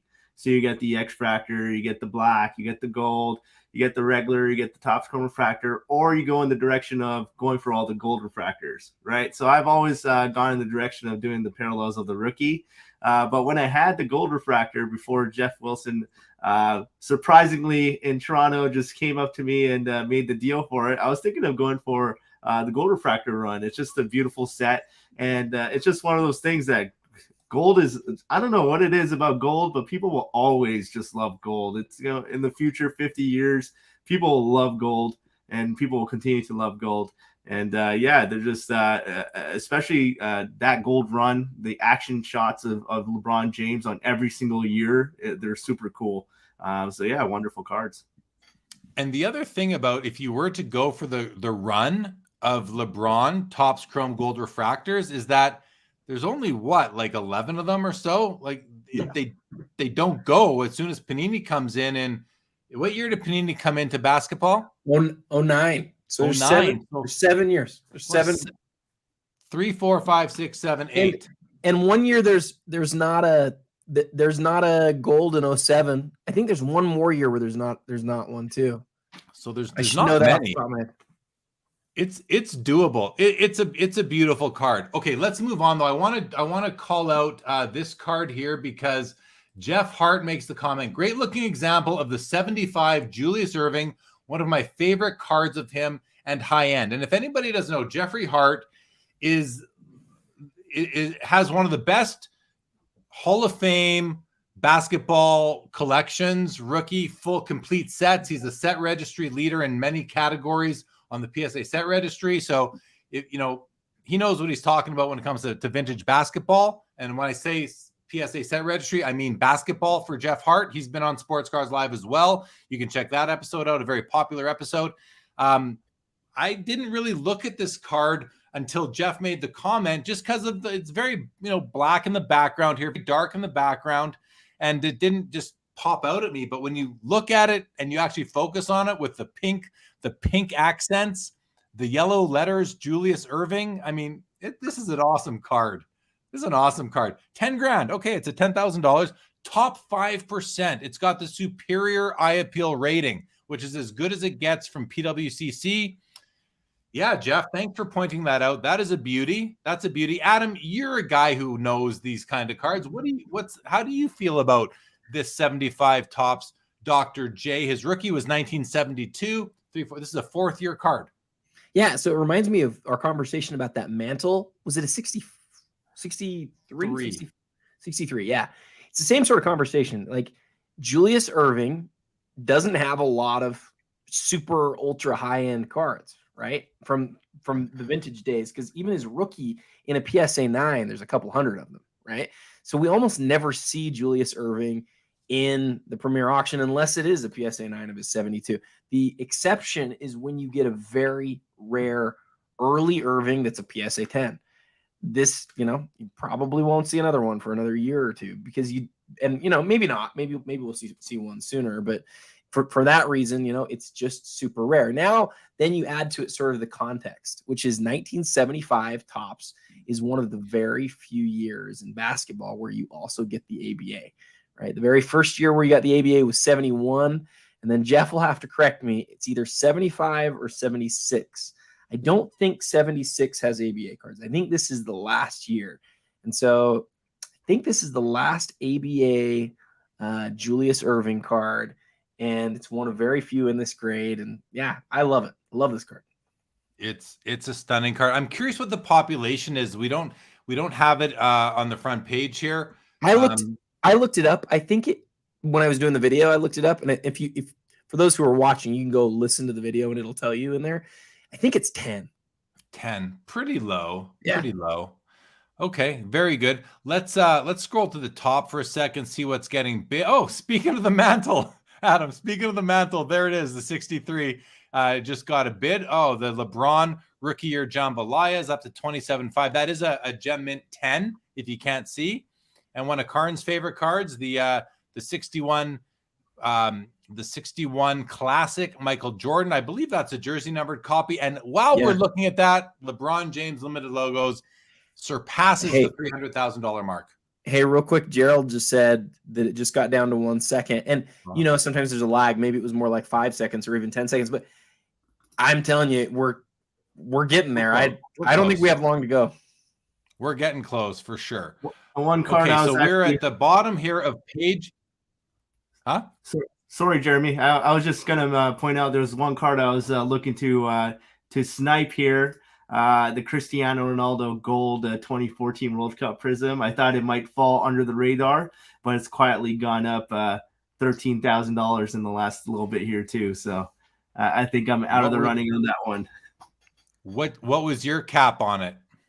I was looking at like 40K all in, including BP, but now it's at about 43, 44. So tapping out on that one. That was my hope. Okay, well, at least you set your limits. Good to set your boundaries and stick to them. That takes discipline for sure.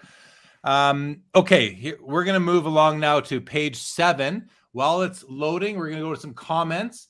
And Vintage Card Collector says, Jeremy, where do you get your paintings from? Vintage Card Collector, I have actually commissioned a local artist, an amateur local artist, but who does beautiful work. You can see, if you haven't already, you can see I commissioned 16 paintings. I have them all now.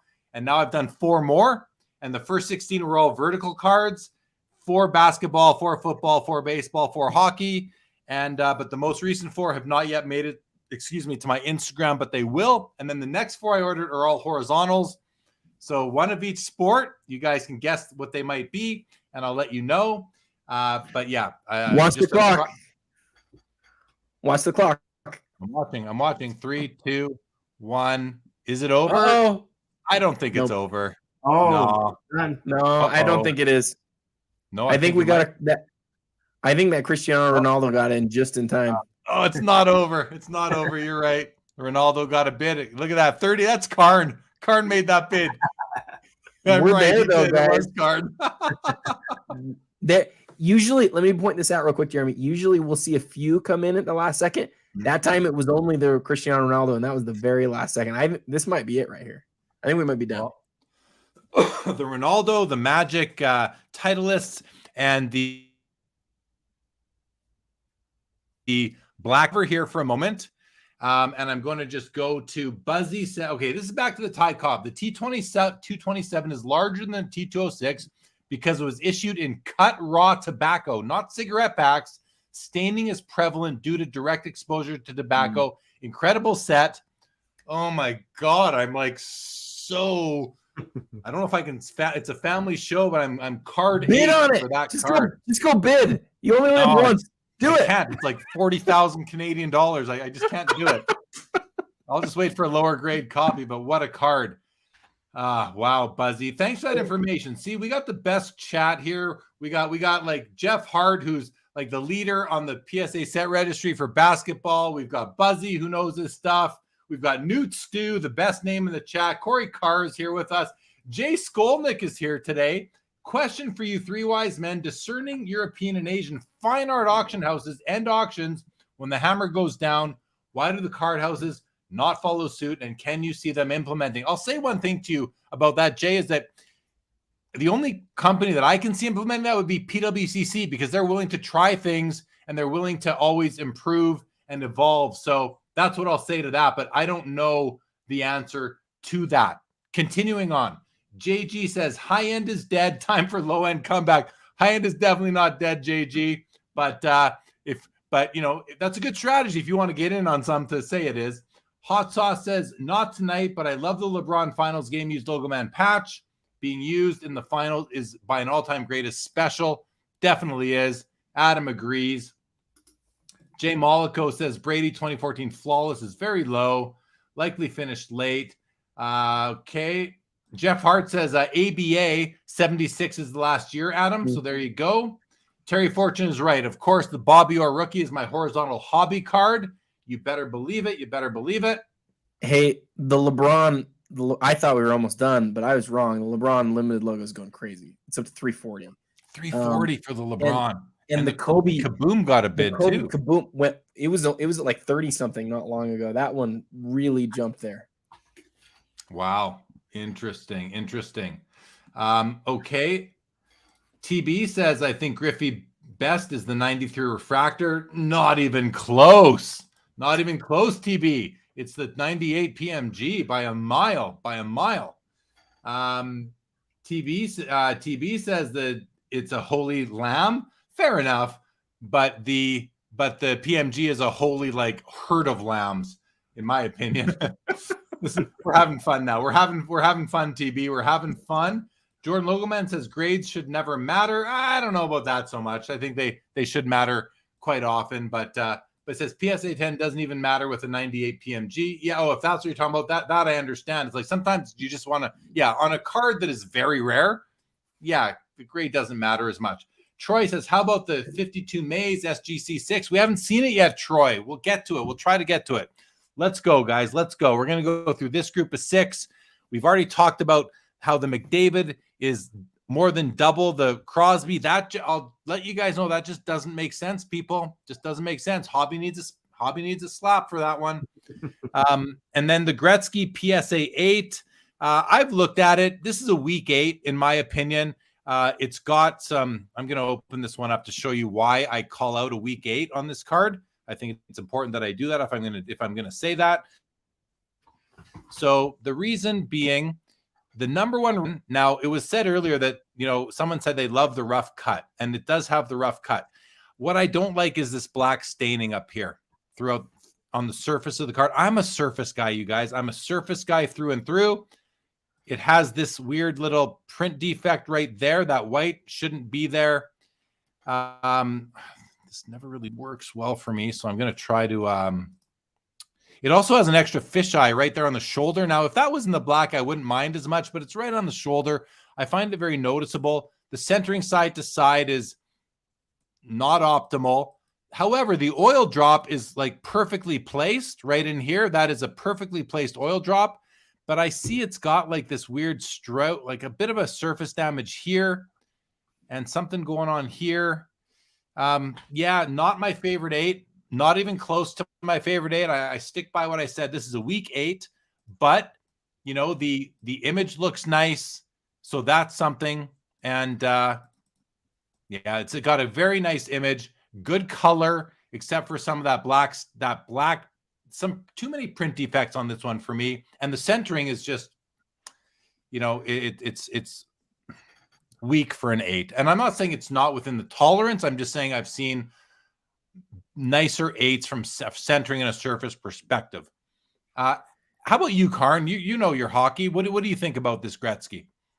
Yeah, I think I agree with you totally. I've seen nicer 8s, and I think, you know, it's one of those cards where I just like when they look a little more rough, and this one has that like rough edge cut, which is really just pops out a little bit more than any other copies, and I really like that aspect of this copy though. Hey guys, just want to jump in real quick. And I do like. There are 4 cards currently that are just total bidding wars going on, and it's a blast to watch it. I know, Karn, I think you're watching it too, but it's the Magic Titleists. It's Kobe Gold. It's the Kobe Gold, the LeBron limited logos, and Ronaldo Gold too. And then that's right. Then the Ronaldo. All 4 of them are just. You can just tell there's 2 people that are going back and forth. A couple of them, they've used their half bids, and then they've just kept going. So, yeah, fun to watch. So we got a few more minutes here for sure in the auction. But back to that Gretzky card. Yeah, it's got a lot. It does have a lot going for it, but it's not a copy that it's not like if I was looking for an 8, I'd rather have a strong 7 than this particular 8 personally. So we'll leave that at that. But I want to go to the comments here. Jordan Logoman says that makes me angry. Crosby is better than McDavid. Well, I think that McDavid has better skill. I think McDavid is a top 5 all-time hockey player, skill-wise, but Crosby has the career and the body of work and the 3 Stanley Cups to go along with it. McDavid has 0 and doesn't seem to be close to getting one. I think he'll get one before he retires. I hope he does, even though he plays for the biggest rival of my team, the Calgary Flames. But I put the hobby ahead of my own team, guys. I really do. So, and for the hobby, I think it would be great for McDavid to win a Stanley Cup. Okay, so we had this group. We had this group. Yeah, Karn, go ahead. I would actually put maybe McDavid as like maybe Gretzky, Lemieux, McDavid. That's what it is for me. Like skill wise, straight hockey skills, but career, Crosby, like no doubt.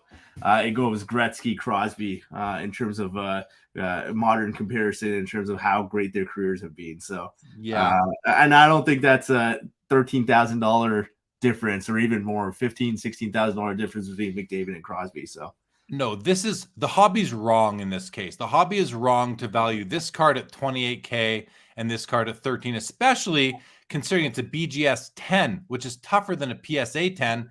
This is just like way low. Something's weird about that. It just doesn't make sense to me that, you know, go ahead, Adam. Sorry. And that lag keeps getting me. I apologize, Jeremy.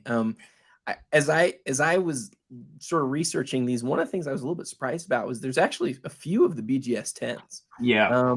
There's not just a couple of them. I can't remember what the population was. 51. There's 51 10s. Yeah, that's probably the reason. And there's 13 McDavid PSA 10s. So I completely get that. However, I still don't think it's that big of a difference. But yeah, it's 51. And the other thing is that the hobby is giving, I think, an unsubstantiated amount of value to the PSA 1010. This is a BGS 1010. That 10 is a more important or a more highly valued 10 than the 10 on the card on the McDavid. So really, what is how many PSA 10s of this are there? Never mind the auto 10, because the auto 10 grade to me is gimmicky. Really, there's every McDavid auto on an SP Authentic Future Watch is likely a 10. Probably 90% of them, 95% are 10s. So it's just Jeremy, a matter of getting did I talk to you about it at Burbank? There was a card that I wanted to buy. It was a McDavid Future Watch auto. It was a PSA 10 sitting in a showcase. And I actually wanted to buy it in direct correlation to this auction because it was a PSA 10 and the autograph was 100% a 10 sitting in a showcase at Burbank, and it was priced way less than what this auction was going for.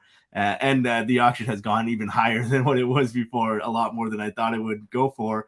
And I was thinking of buying it and just adding the 10 auto grade. It would have added like $10,000-$12,000 in value. And I thought that was pretty crazy. I remember you saying that to me. You said I should grab that. And, it's an easy $10,000, but you're like, but I'm being disciplined. So I'm going to sound like a broken record, but this Magic Johnson thing is just hilarious. It's like, it's been on the leaderboard or just off the leaderboard for like the last 20 minutes. There's just two guys just duking it out right now. You love to see it because Magic is not a guy who has $50,000 cards. He's just not. Other than the rookie card, the 1980 Topps card, he doesn't have big time cards. And so it's really cool to see that he could have a card, and I get it. It's super rare. I said, earlier, I think it's his best insert card. It's just neat to see a Magic sell for this high. I wonder if I just sort of think of it off the top of my head, I don't think we've ever seen a $50,000 Magic Johnson card ever other than the rookie card. I think that's the only one.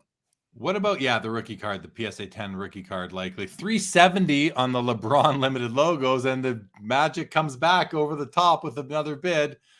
Oh, and look at that. Lewis Hamilton comes up with a bid as well. Okay, let's scroll through here. Let's look at some more cards we haven't seen yet. Here's a BVG 6.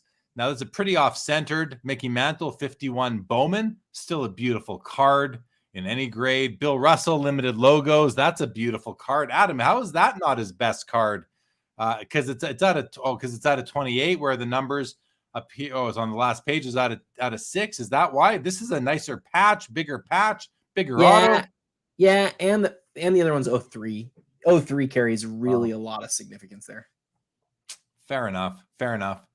Anything else jump out at either of you guys here? You even Karn, if you're not busy bid warring right now. The Mahomes Black Label. I think it's a pop 3. So this is actually a card 3 years ago that I wanted to buy. It came up on eBay, and it might be the same copy because there's only 3 in totality there. And I remember trying to get it for $12,000. So it's gone up quite a bit. And seeing Patrick Mahomes cards, I'm really having a keen eye at Patrick Mahomes because I wanted to see the effect of the Super Bowl on his pricing.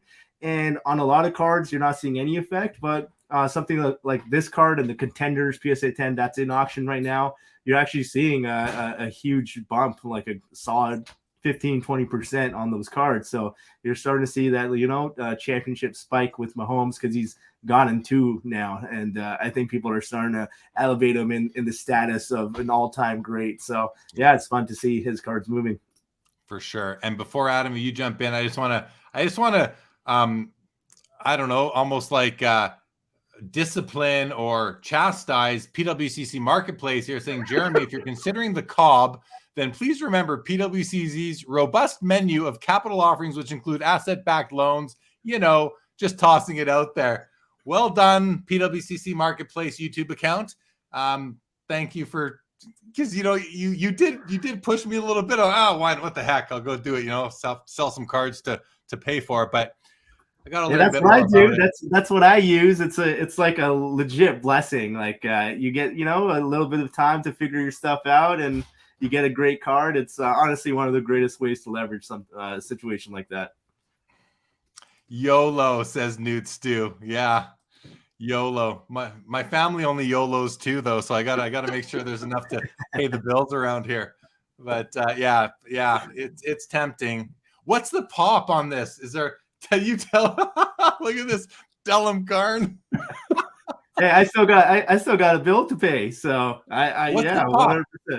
Hey, okay, PWCC Marketplace, go find out the pop for me. What's the total pop? How many submissions of that card have been made, please? If you tell me that, you might get a bid out of me somehow, but we're gonna have to sell some cards to pay for it before I can pay for it. Okay, let's keep it. There's a hockey card to Eric Sanderson to Aura McKinnon. Cup RPA. That's a really nice patch, by the way. You've got magenta, maroon up there, blue, white, blue. That's a nice 3-color BGS 9 out of 99, $8,000. McKinnon, definitely a top 5 player in the NHL, really since his rookie year. I do love this card here, guys. I love the rookie year jambalaya LeBron James, but I love the second year card even more. It's just a better pose. We talked about that in the pre-show. Who can go wrong? You can't go wrong with the Kareem rookie. Looks to be a PSA 8, 22K. I just stole almost half the cards, but I left a couple of good ones for you guys. Adam, what card do you want to look at here? The Kawhi is a top 5 favorite card for me in the whole auction. Like, he signed an MVP directly after winning the finals MVP, like within 2 months of winning the finals MVP, he signs it that way. He has almost no autographs. This is a card where he is being harmed by the lack of performance over the course of the last year or two. His injuries have finally mounted, because that is one of Kawhi Leonard's best cards in existence, and it's sitting at 20 grand. It's a great card. I think Jeff, Sasha P was talking about that earlier on. Alexander Parfanov in the chat, if he's still with us, but he's on the East Coast, so he could be sleeping by now. How about you, Karn? Anything in this group of 8 that stands out to you? Yeah, I'm with you on that. LeBron Jambalaya. It's like one of my favorite cards, and it's always been on my wish list. And for whatever reason, I've actually never owned a copy of that card, and it's something that one day hopefully gets in my collection. That day might be today. We'll have to see. Okay, Jordan Riker delivers 95 graded by PSA, 1/6, 0/5s, and 10. I think you mean 10 4s there, He right, means Jordan? 10 fours. 10 fours. 10 4s. Wow, that's Jordan's trying to get me to spend some money. Look at that one. So there's only one graded higher. Hey, Jeremy, sell me your Gretzky Green PMG, and I'll get you enough money to pay for this. Yeah, but I want to take your offer you made me in March of last year for it. You should have took that 100%. I know I should have took that. Tell me about it. Tell me about it. My God, I should have taken that offer. Okay, let's go to page 8, and let's go here and the top. Oh, look at Connor McDavid. Nice. Ice Premiers got a bid. So here's three cards on the leaderboard here, Adam, on the top ticker getting bids. I mean, and this Steph Curry must be interesting to you, Adam, because this is the retro version of the original, which you own. Oh, you have the Kobe. Do you have the Steph too? I have the Steph too. Yeah, you do. So what do you? Is this a card you'd like to get to pair it with, or you're good with your 2012? I would love that card. I would love to own the retro. I like the 2012 more, but yeah, I think it's cool that they made a retro Steph, and it's like the conversation that we had earlier with Karn about the gold chromes of LeBron. It's kind of the same thing with Steph, except for it's the prism golds, and the difference obviously is there's 1/5 as many to go around. Yeah. Look at that. Russell getting a bid. Magic's a 47. So he's at 55K now for the Magic card. That's a big number for a Magic card, right? I mean, yeah, but somebody corrected me in the chat saying that there was back in I don't know, he didn't put the date, but there was in March of 2022, he said that there was a limited logos from 03 that was a Gem 10 that was a pop 1 that sold for crazy, almost got 6 figures. So I misspoke on that, but there's very few Magics that have ever reached these heights. So it's cool to see. Very cool to see. Couple comments. Jonathan Zavarella, Jay-Z says the whole show has been amazing. Thank you, Jay-Z. We're having fun for sure. I found a new card on my hit list. Very nice. Vintage Card Collector says, I bet the two guys bidding on Magic are swearing at the other bidder every time they kick in another grand. Note, and it might be more than 2 people. It could be more than 2 people for all we know. Jay-Z says, spend some of that cash, Jeremy. So you were saying, and yes, PSA Pop 95. This is one of 10 4s, only one higher. Yeah. Thank you for corroborating. So yeah, that's what Jordan had basically said. Top 12% of the pop. I understand, and it's a very compelling card for me, guys. But I'm gonna hold out for a nice PSA 2, and save myself some money one day. But thank you for the encouragement. Good job, fellas. Good job. You almost made me drop a wad of cash. Okay, let's go back to this page here and look at what we got. So there's there we go. There's the Griffey PMG has not really gotten a bid all night. It stagnated at 55,000, which is 66 after the buyer's premium. I was expecting this to, well, first of all, I thought I was going to grab this for 15 grand back in the beginning of the month. Maybe I was willing to empty my account. I won't tell you what's in my account, but it's a bit more, but it's out of my league now. And boy, what I love, this is my favorite card in the auction right here. I think, was it Newt Stew was, or no, who was kind of pumping this card earlier in the chat here over and over again. Maybe it was you, Newt. I forget. TB12. Anyway, I love the card. It's easy for me to call this as my favorite, but this is a really nice Kobe Flawless actually as well. And then you have a Connor McDavid Ice Premier at a 99.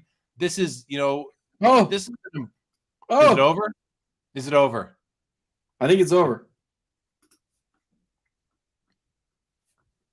It's over. Yeah, it's over. Auction's over. Everything flipped to sold for. Everything flipped to sold for. We did it. Auction is over. These are the last cards to get bids. I'm not even sure what this one is here. Is that what is that, a Manning? Mbappe. Okay. I thought I read Manning there. Mbappe got the last bid of the auction. The Cassius Clay Hemmett's got the second last, and the LeBron James SPX rookie, which we hadn't seen or talked about tonight, comes in right there. Jordan Logo, man, it was you. It was you. Yes. My favorite, pumping hard. My favorite card all the way in the auction. I wasn't kidding. If we all chip in 100, we could have maybe done it, Jordan. We could have maybe done it. Okay, and Jordan Riker says, Karn, what did you win? Karn, I mean, there's lots to talk about now as we wrap this up, but did you win anything tonight? No, I didn't. I really wanted to get an SP Authentic LeBron James BGS 9.5, so it was really close. And this one sold for quite a reasonable price, but I just couldn't get over the autograph of it. So if it was a little nicer autograph, it probably would have been the one that I picked up. But like I said, it's a month of discipline, so I'll be back. I'll be back in the arena next month. Good. Okay, one sec, because take another look. Who we haven't heard from yet tonight says, oh la la, I got the Honest Orange at a bargain, lowest price ever, and there it is right there. Happens to be on our screen, 18.6. Congratulations. Great, to take another look. Glad you are here with us. Did anyone else win anything in the auction? And if you did and you're willing to tell us, please put it in the comments. Or if you sold something that you're happy about, let us know. Let us know. If you're unhappy about it, let us know. A card you didn't want to let go, but you had to, and whatever. Let's get some more. Always nice to know what happened. Who's buying, who's selling. Adam, you're sitting back. What's going through your head right now? Oh, Andy Sweat. Did you get the Jerry Rice shield? Is that why you said that? Did you get the Jerry Rice shield? And Jay-Z says, shocked that Crosby went for so little. Yeah, that's just that's a hobby mistake, a hobby faux pas right there, Jay-Z. But Andy Sweat, did you get the shield? You got the shield. Congratulations. Congratulations to you. Love to know what it went for. Congratulations. Diamond Card Collectors giving a hand to everybody as well. Oh, LGC got the Austin Matthews Gold 101 PMG. It's coming home to Toronto. Nice. It was in Toronto for a while. There you go. Congratulations, LGC. Nick Leach won the BGS 651 Bowman Mantle. Congratulations to you. That is awesome. I love that card. Wonderful card. It looked really nice. Sasha says, couldn't choose between the Kawhi Logo Man auto and the Bill Russell. You guys convinced me to go Russell in the end. Congratulations. Sasha P. Cards on Instagram, a great account, a former guest of Sports Cards Live. Check it out. Way to go, Sasha. Congratulations. Gerald Forge slacked off, was contemplating on bidding again on the Russell numbers, but you didn't do it. Good. Well, hey, thanks for letting us know. Adam, what do you think of this? I mean, this was fun. This was this was the best. I think this is my favorite premiere ever. Like, I love this. Yeah, I like how many there were. I kind of like that there's fewer. We were able to make it through most of them. I feel bad that we didn't get through all of them in the end. Maybe we took a little bit too long. I would have loved to talk about that Lillard gold that we just went past right there. What did that sell for? What did the Lillard sell for? It's 15.6. Oh man, see, that's a great card at a great price. Diamond card collector may have got a Brady. Which Brady did you get, Diamond card collector? The one on the screen right now? Something else? Did you get the? Did you go all out and get the Bowman Chrome Refractor? Which Brady did you get, Diamond card collector? Let us know. Let us know. While we're waiting, let's see. Mahomes Shield does $312,000. Mahomes RPA here. I think that's an RPA. Some sort of version of the RPA does 25,200. Here's a Jordan SP Authentic jersey patch type auto out of 25. Only does 18,000. That seems low. What's the problem with this card, Adam? Why does this only sell for $18,000 for a Jordan auto? I think in this era, to get this specific era, this is a 2005, I think. To get a card that's going to be crazy value of Jordan, it almost has to be exquisite, or like a dual autograph with some of the other guys. But I mean, still, that's a healthy price. You're talking about a trim sort of patch, close to $20,000. I personally really love this card because I'm a holofoil guy, and this one in hand is really cool. But I think that price seems about right to me. Okay, so very quickly, Newt Stew, thanks for being here. Thanks for your engagement tonight. Jay Mollico says he bets the Diamond card collector got the flawless, but he lets us know he got the Grail Bowman. I'm guessing that's the refractor. Congratulations, Diamond card collector. Wow. That was one of my favorite cards in the auction. Pop 7. Wow. Congratulations to you. That's huge. That's an all-timer card. Like, that's a card that, is it in the book, Adam? It's in the 30s. It's in the 30s. And I will tell you, since the book came out, I've had more people say to me, you know what? I understand. Here it is at 32. I understand why the Contenders is as high as it is, but I like the Bowman more, and I think it should have been higher on the list. I've had a lot of people say that. Yeah, hey, listen, and Diamond, you're welcome. Congratulations again. That's awesome. Congrats to you, Sasha, on the Bill Russell 55. That's really, really cool as well. Sasha says someone will be happy with the 2014 flawless first-year Brady, first-year flawless Brady for 2K. Yeah, that seems like a great price. I don't know that we've seen that card. I want to see it now. Did we see that Brady? I don't recall, but maybe it's on the last page. Let's go to the last page quickly and see what happened there. Then we'll go back and to the page that is sorted by price. But before we do that, Nick Leach, congratulations, Diamond. Jay-Z says, great show, gents. Hopefully can put faces to names at the Expo or the National. Good night, Jay-Z. We'll see you at Expo and National, definitely. So here's the last page. We didn't get the chance. Oh, this one right here must be. No, that's 27K. He said it is 27K. That's the one. Yeah, he started after. Sorry. Yeah, that's nice. I'd prefer, we've seen these with better patches, but still a beautiful card. LeBron Limited Logos does 14.4. Kobe PMG from 08 does 16.2. The green. Look at that card too. LeBron Kobe dual auto quad patch 16.8. These prices have come down a lot from like 6 to 24 months ago. Seems to be some good value, That one you just looked at, I do want to say that one's a sticker auto. It's sort of known to go for. It's just sticker on Kobe. The quad patch that you just looked at. It's just Kobe as a sticker and LeBron is on card. It's a little bit different. Oh, that's gonna hurt it. Yeah, that's a bit of a Frankenstein issue with one sticker, one on card. Karn, any other sort of observations or comments as we wind up the episode?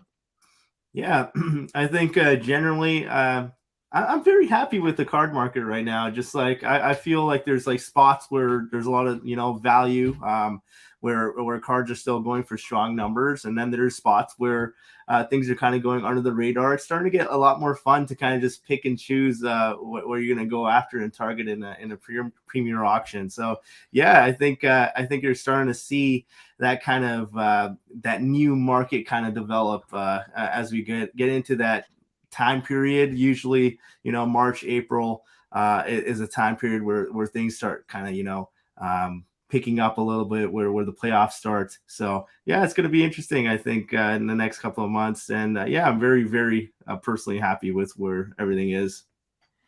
Yeah. Same here. This was fun. Like, I think I had more fun on this show doing the premiere than the last few. It's been the same special guest, Karn, so it's not about our special guest has been, Adam. I think it's the cards. It's discovering this Ty Cobb card for the first time. Yeah, Tonight was really fun for me, to a card out of nowhere that is now on my priority list. Like, the top 2 baseball cards that I've been after right now. I guess it really the top one has been the Ty Cobb T206, the red background portrait. I think I'm replacing it with this T227. I think that's going to take over my desire to own a Ty Cobb card. And that's really a rare thing to happen for someone who has been in the hobby for over 4 decades, to all of a sudden take your number one want card from vintage baseball and like have it completely replaced, like by the same player, but another card. And I think that just happened to me tonight. It was fun for me to watch you sort of have that moment of realization, because it was like you didn't know it existed, and then you sat there and it sort of just all came over you at once. You're looking at the face of it, sort of recognizing what you like about it, and then you turn it over and you even liked it more, and it just sort of like settled upon you how much you liked the card. I thought you were going to bid on it. I really did. Yeah, me too. I thought we had you for a second there. I was close, guys, but like 26 plus 52, 31.2 USD converted to my currency, $40,000. Like, it's a lot of money. And the Canadian dollar is a little weak right now, so that makes it a little tougher too. even tougher. So yeah, and the thing is that a lot of the cards I have, I don't really want to sell right now. So, anyway, thank you, Diamond Card Collector. Glad to be a part of your big acquisition tonight. Yeah. Congratulations. That's just awesome that we get to spend time with people acquiring Grail cards, right? I think that's the biggest card we've ever seen sell from somebody who's in the chat. And I like seeing that, because a lot of times the really big sells, you don't hear who the person is. I don't want to call out Karn or anything, but sometimes people buy cards and then they don't tell us what they bought. That can happen once in a while. Maybe I'm teasing. I'm totally teasing. 100%. For all we know, he did buy something tonight. Back to the Cobb, though. Buzzy says right here, the T27 is much better. They were issued in pouch tobacco, like the 54 Wilson Franks issued in hot dog packs. It's lucky any survived in any grade. Card Ladder has it valued at $44,000 on the Cobb. LGC says good discipline. Good night, LGC. And good discipline, but it's a card I might like regret not pulling the trigger on. Like, what a beauty. What a beauty. That is a piece of art, a piece of history. It's everything you want in a vintage baseball card. I'm going to be looking for one just at a lower price. Adam, okay, I think we should wrap up. We're coming up on 3 hours and 30 minutes going. Before we do, though, can I just let everybody know that lots of content coming out on this channel, guys, right through Monday. So tomorrow night, special Friday episode of Sports Cards Live with the founder of LCG Auctions. They're a pop culture auction house. Check them out. I'll be doing live coverage of their winter premiere auction, it's called. It's like action figures, Star Wars, Transformers, He-Man, Masters of the Universe, Teenage Mutant Ninja Turtles. It's going to be awesome. Saturday night, Sports Cards Live. We have Matthew Rocker. He traded for a 52 tops Mickey Mantle at the Burbank show. He's going to tell us all about the trade he made. What he gave up. He gave up 16 cards, and they're good cards for his 52 tops Mantle. He's going to tell us all about it. That's going to be fun. Come check that out. Then Sunday is the LCG auction extended bidding watch party. That is going to be at 4:30 Eastern, so a bit earlier, but that's going to be a lot of fun. We're going to see an original iPhone. The original iPhone is going to be selling. It's estimated at $50K, along with this is cool, Adam and Karn. The the negative that was used for the Luke Skywalker card in the original Star Wars set is up for auction on their site. Going to be really, really cool. And then Sunday night, myself and Josh Madigan from the Hockey Cards Gong Show are going to cover the PWCC weekly hockey auctions. That's Sunday night. And then Monday night, I've got Vincent Zerzolo from Metropolis Collectibles and Comic Connect. He's one of the leading comic book guys in North America. He's going to be on my Collectible live show, which we do for Collectible. And we're going to get a masterclass in comics and a tour of his warehouse and gallery. So lots of great content coming up, a diverse content on this channel between now and Monday. Thank you for letting me plug all those shows. Adam, to you. Well, usually we go back and we look at the first page. Do you want to do that or no? Yeah. Let's do that. Sorry.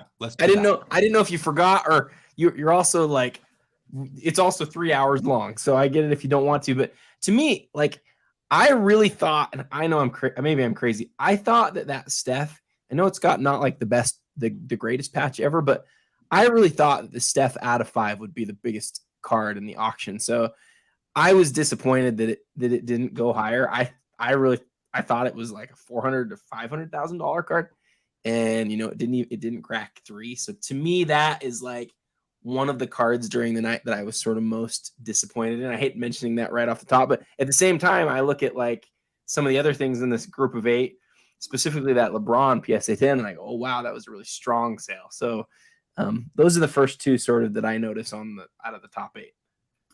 For me, the Black Label doing 4X, the Topps Chrome Refractor BGS 10, that was an interesting showdown for me. So I think the BGS 10 is a pop 35 and the Black Label's a pop 3, and you got a 4X multiplier on it. And it was fun to see them go head to head. Interesting. Quick thank you to Gerald for the comment. Have a good night yourself, buddy. Appreciate that. Yeah, for me on this page, I like to see I like this hitting $500,000. That's nice to see on the LeBron Huge. limited logos. I like that. I like this top 4. I don't know as much about this as you do, Adam, but this patch I can see. I think the patch, it's a 3 color, no doubt about it, but it just doesn't have any real symmetry to it, and maybe that's what holds it back. But hey, there's only 5 of them, so pickers can't be choosers. If you need this card because you're building the rainbow, you need it. So you got to pay what you got to pay, and you got to buy it when you have a chance. So I understand that, but I like this top 4. I think it makes a lot of sense. And this makes sense to me too, down here. A lot of sense. 180 on the gold refractor, Karn. I mean, what do you think of that? Yeah, I think I'm gonna be honest. Like, I was just like, if I wasn't trying to be like super disciplined right now, yeah, it seems like a great price. Like, I really had to like tell myself I'm not gonna buy it. I'm not gonna buy it. Yeah. But it's just like it was 250, 260 like just like a couple months ago. And also just in general, this card, it's showing up now, but we've seen it dry up very, very quickly, and you don't see it for years sometimes. So it's one of those things that maybe we're in that cycle where you're seeing a lot of them. Yes. And that opportunity might kind of pass us. So the best. I want to quickly, sorry, Adam, quickly bring up Diamond's comment here. It says the other out of 5 patches, I believe he's talking about the Curry. It is the Curry. I thought, sorry, for a second, I thought maybe that one. No, he says the other out of 5 patches were not that great. And I believe the last one was 7 figures. So it's likely consistent that all 5 got similar patches. I've seen that sort of production before in sports cards. I'm not surprised, but that last one he believes went for 7 figures. You got a 75% discount on this card tonight. And here's the other thing is that we know that the Steph NT-RPA is, along with maybe the Durant exquisite RPA, like one of the cards that has the patches swapped out on them the most.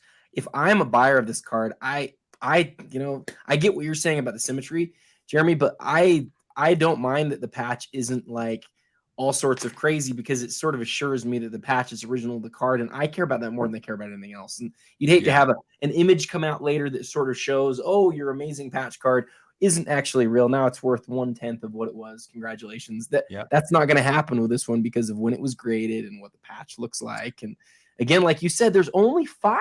It's so disappointed in that one. Yeah, and nearly just like 6 months ago, nearly the same patch, PSA 9 instead of the BJS 9, close to 1.1 million. So that's a crazy number. Wow. Diamond here says he would have been buying that one if he wasn't going after the Brady Chrome Refractor. Adam, you mentioned the Durant RPA. I just want to show you my copy of that card.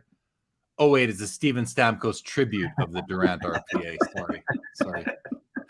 Everyone's probably like, who's Steven Stamkos? What's that? Yeah. I said everyone watching this is probably like, who is Steven Stamkos? You know I am, Karn. You know I'm asking that question. All right, on to the next group of 8. So there will be 24 cards, 3 groups of 8 on the top page of highest priced cards in the auction. See, that's a crazy Steph patch right there.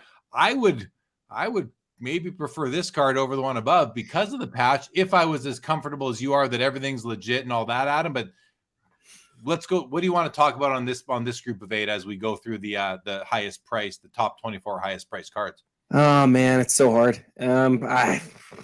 I kind of like the road you were just going down there, right there, which is which do you prefer? The real grail out of 5 with the patch that's not as nice, but certainly, no question about it. Obviously, original of the card, and it's graded a 9. Or this one, it's number 1 out of 25, but the patch is incredible. There's no signs of anything on it that would tell us it was anything but totally original. It's exactly what it should look like, and there's lots of patches on those that were amazing. I 100% believe that it's good. It's a good question. It's a really good. It's a good question. I would take the out of 5 by a mile, because 25 and 5, I know they look almost exactly the same, but 25 and 5 are light years apart from each other. They're just not even close, and I've got to go with a rare card. I'm gonna go with this one for my collection because of the aesthetic. It's just, I find it much more pleasant for my eye. It is. I'm more attracted to this card. It's also the gold parallel, so I have to look at it on the 360. But this is platinum. I scrolled up earlier. I thought, wait, is this like an emerald green, which I would not like? But it's not. It's platinum, which is going to be nicer than a green. So, but I would still go with this one. I'm saving $150,000, and it's a nicer looking card to my eye. So I'd probably go with that one for those reasons. But anything else here, Karn? Anything you'd like to discuss on this group of 8? For me, the Luka Doncic RPA, that one was doing quite a hefty number a little while ago as well. And it seems like we're getting to that point where those prospects are starting to become a little bit more, in the range that you would expect them to be. They're not the same price as a LeBron RPA anymore, type of thing, or close to it. And you're getting to a number where it starts to get attractive again for one of the best young players in the whole league.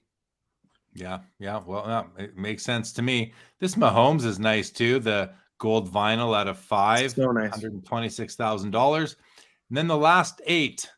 Right, that's the last 8 on the first page. So the top 24 cards, and I always want to see how many cards did 6 figures. It looks like 18 cards in this auction did 6 figures, because we have 6 that are just under, and a couple. Well, these 2 are only 4,000 low. This might be these 2. What a sweet pairing this would have been to pick up compared to where they were months ago, and they're both. This is as good as that patch gets, and this is as good as that patch gets. What a wonderful pairing that would be. Basically take the new GOAT of each sport and add them to your collection for just a paltry $205,000 or $207,000. Not so bad. When you couldn't even get either of these cards for that price, 6 to 24 months ago. So yeah, that's a nice pair right there. Hey, Ironically, those 2 show up right next to each other on the Iconic 100 too. One's at 78 and one's at 77. Did you just look at that, or do you know that off by heart by now? I knew that Luka was 77, and I confirmed that Mahomes was 78. I thought it was, but yeah, it is. And then the 24th card on the first page, the 24th most expensive card of the auction, is the Cassius Clay Hemmett's Journal PSA 9 at $81,000. Joe Burrow Shield Patch does $84,000. The Jordan Epic Signature does $90,000. I would have expected to see that Griffey PMG on this page, but the hobby felt differently tonight, and yeah, it's okay. Maybe I'll get a lower grade one later for an affordable price. The Griffey, you and I had like the same thought sort of trajectory on the Griffey. When we first saw it, we both got really excited about it. You texted me just as soon as you saw it. You were like, I think I'm gonna look at buying this thing. And I was like, I'll bet that sells for like 25 to 30 grand. That was sort of my original thought. Then I heard everybody talking about it, and then my mind changed on what I thought. But my first thought, I think, was closer to reality. I was still way low, but I heard people talking like six figures and all this crazy stuff. And you know, when the most expensive Griffey card ever hasn't gotten there, maybe it's, you know, good to push the brakes just a little bit. But still, $66,000 for that card is an extremely healthy price. It is, for sure. I mean, I thought I was going to be able to buy it for 20, and the fact that I was, you know, less than a third of the way there, I wanted to see what this did. So the finest refractor did 20,400, and because we talked earlier about, you know, someone was bringing up these two cards. What a beautiful pairing that would be to own both of them and have them beside each other. But yeah, if I have my pick, this is the one I want all day long. This image, you know, you got to look at this image. Here, we'll open it up now that we're winding down, just to see how beautiful. And you know how beautiful this card. I mean, the Jordan card is $250,000. So the Griffey, look at these images of it, everybody. We still have 90 people here. Look at that. I mean, what a gorgeous card. It looks so much nicer here than it does down here. It's a card that you really have to see. Look at that. Oh yeah. Just a stunner. Yeah. And those are my hands holding that one in the left image there. That card in person is just beautiful. You're right, Jeremy. It's a gorgeous, light up the room sort of card. Yeah, no doubt. Garrett Patrick says Steven Stamkos is undervalued. Hey, he's a Stanley Cup champ. He's I think he's the second highest. No, besides Crosby and Ovechkin, he's the active third highest scoring active player in the NHL right now is Steven Stamkos. I bought this card, and I love it because it's the Durant tribute year. Yep. I think that one looks better than the Durant card, to be honest. It does. Totally. And it's out of 25. I mean, I love this card, and I got it for like $250, I think. So it was a good deal. So when you made that claim on the stats, I was thinking it was probably Patrick Kane, not Stamkos in terms of active points, and it was Patrick Kane. So I got you on that one. Oh, Kane is the third. Yeah, active? It's Patrick Kane. But what about goals? Is goals? It's Stamkos that's goals. I think it might be after Ovechkin, it might be him that's second. For active, I was looking at something recently, and I thought I saw Stamkos was for current players was third. It must have been goals, if not points. But I might be right. Ovechkin, Crosby, Stamkos for goals. Okay. So I'm sort of right, but I just missaid it. Yeah. Yeah. I mean, Stamkos, he is undervalued, I believe, underappreciated, and he's just been overshadowed by, Kucherov and Braden Point coming along. And Jeremy, you know who's fifth active goal scoring leader right now? It's so random. Well, he was a great player, first overall pick, Eric Stahl. What? Wow. Ahead of Patrick Kane. Longevity, because he's active. That's why. Yeah, exactly. Yeah, barely active. But who's he even playing for right now? I don't know, like Minnesota Wild, maybe something like that. Oh, that right. Yeah, that rings a bell. Yeah. No, he's on the Florida Panthers right now. Oh. All right, guys. You want to wrap this up, Adam? Anything else before we end this to tell the crowd?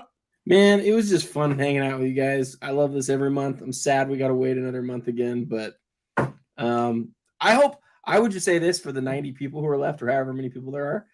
I hope we continue to do the all access thing. I don't know if I have a vote in the matter. I don't think I do, but I love that, like, you could have that moment that you had with the Cobb and realistically sort of sit there and go, do I want to do this? And then maybe next time you'll feel better about it and you'll be able to buy it. But I'm just I hope I don't speak out of turn here. It's never made sense to me that you could get to an auction and want to bid on something and not be able to.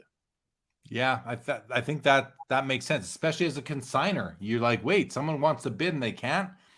Doesn't make Yeah. sense.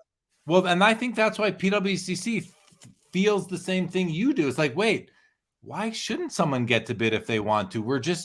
It's a rule that seems to be inbred in this hobby, but it doesn't make a lot of sense. And then I've heard some people say, and I think it's a good question with it, honestly, a simple answer. I've heard people say, well, why is this any different than like what we used to see on like eBay? And it's like, it's significantly different because you have the extended bidding windows that allow you to not get sniped. And we've all been there where you like place a bid and then you're sitting there and you're going, oh, I didn't win it and I can't go bid more now. And then the other issue, unfortunately, now with other places like eBay is that you have so many people who are out there who are creating false accounts and they're not paying for their stuff. And so, we do as much as we possibly can to do that. We kick people off who don't pay, do all those types of things. We have, super high pay rates and things. So like those things make us different in that way. And I love this format though. I hope we keep it. I hope it doesn't change. Again, I don't think I have a vote in that, but what do you guys think? Do you agree? Yes, do you think we should do this going forward? Or? If I certainly don't have a vote, but my vote as the host of the official PWCC Premier Watch Party show would be yes. Keep it going. I think it makes a lot of sense. It didn't add a ton of time. We were done in three and a half hours as we were before. I don't think it makes a difference for the length of the auction, but I think it makes a difference otherwise, because I was pretty close. I was kind of close to like just taking a deep breath and, ending this episode and deciding, going through and like, hey, what do I have to sell now? Because, that's a lot of money. But very quickly, Garrett Patrick just picked up an Eric Stahl Future Watch Auto PSA 10 for $50. Couldn't say no. I mean, Eric Stahl's a very likely Hall of Famer as well. So congrats on that, Garrett. Good buy for $50. I mean, that's lunch, I think real quick too, I think it also works on the weekly auction. Like, and you've done the hockey shows now. It's fun watching the group go from 200 hockey items to 60 hockey items, and then a few just sort of keep going. I think that's a fun viewing sort of bidding experience as well. Yeah. Sports card influencer, not much of an influencer, says it's just cardboard made in a factory. It's not art. We'll never understand these absurd high values. Yeah, you just have bad takes. I think that's all it comes down to for you, sports card influencer. I just don't. You just don't get it. Simple as that. And yeah, you don't understand. I'm sure there's lots of things you just don't understand because life is hard. Okay. Anything else, fellas? I can't think of anything else. Oh, I did want to say, Adam, you said earlier that you love this. You love the premiere. You're upset we have to wait another month. Guys, Monday morning, I wake up, I look at my phone, there's a text message from Adam. Happy Premier Auction Week. I love it. Vintage Card Collector says if PWCC thinks it generates more bids and the non-pay rate doesn't go up, it's a no-brainer to keep this format. Watch all the other auction houses follow. Yeah, I think that's a good way of putting it as well. Do you think, I heard somebody else talking about this? I think it was Cage. I think somebody was talking about they could see the non-pay rates increasing. I don't understand that. Can you guys what do you guys think? Do you see a reason why that might happen? Is there something that I'm missing? Well, I think the only thing I could think of is that maybe it opens up the opportunity for someone to come in and put a bid in at the very end to pump up a price and then not pay. But I mean, and that might happen, but and they don't pay. Well, then PWCC bans them, bans them from the site. But then wouldn't you just offer it to the next bidder? Like, I used to get second chance offers all the time. And what if they do it anyways, though? The pumpers, like they could have done it before as well if they wanted to shill bid. It's not like they couldn't have. Yeah, that's a good point. I think, I don't. That's exactly my take, Karn. Is like, but you don't know where it's going to go, right? Early on, you're like, well, if I'm gonna pump it up, but it might get there itself, so I don't want to do that. So maybe it's better to come in at the end if that's your MO and put in a bid. But if it happens, weed them out. I mean, you guys are vetting these bidders to the extent you can. I think you're looking at references and that sort of thing. Have you guys heard like what kind of things we do? We should talk about this. I mean, I guess for the few people who are still on, it might be interesting. Like people are sending in like documents they're not even super comfortable to send, like bank statements and references. References are actually being called. People are shocked about this, but that's why the pay rates is, that's why the non-pay rates is low as it is that we have like 180 people who work here at this point, guys. It's a huge company. There's lots and lots of things that go on behind the scenes to sort of create the safest environment possible. I'll tell you guys another story real quick. I had a guy message me, this is like a few months ago, and he messaged me and he goes, "My friend's trying to bid on a card and he can't. Can you figure out why?" And I went and I looked, and he hadn't paid for his auctions the prior week. And this guy was making the case, well, I'm going to have cash. I need to be able to bid on this item. And it was like, you had a certain amount of time to pay for your items. You didn't. So we had to cut you off. Like that's how it works. Those are the terms. We don't play those games. Like we kick people off if they don't pay.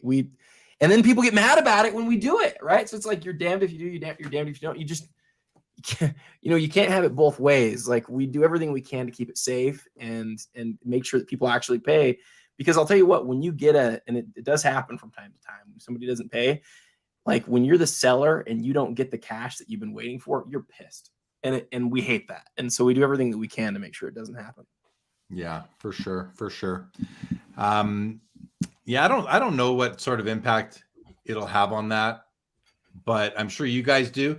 Do you know, Adam, what the non-pay rate is or has been? I mean, it's I've seen people speculate that it's high, and I think they just are hearing from haters, sort of thing. Yeah. Do you have any idea where it is?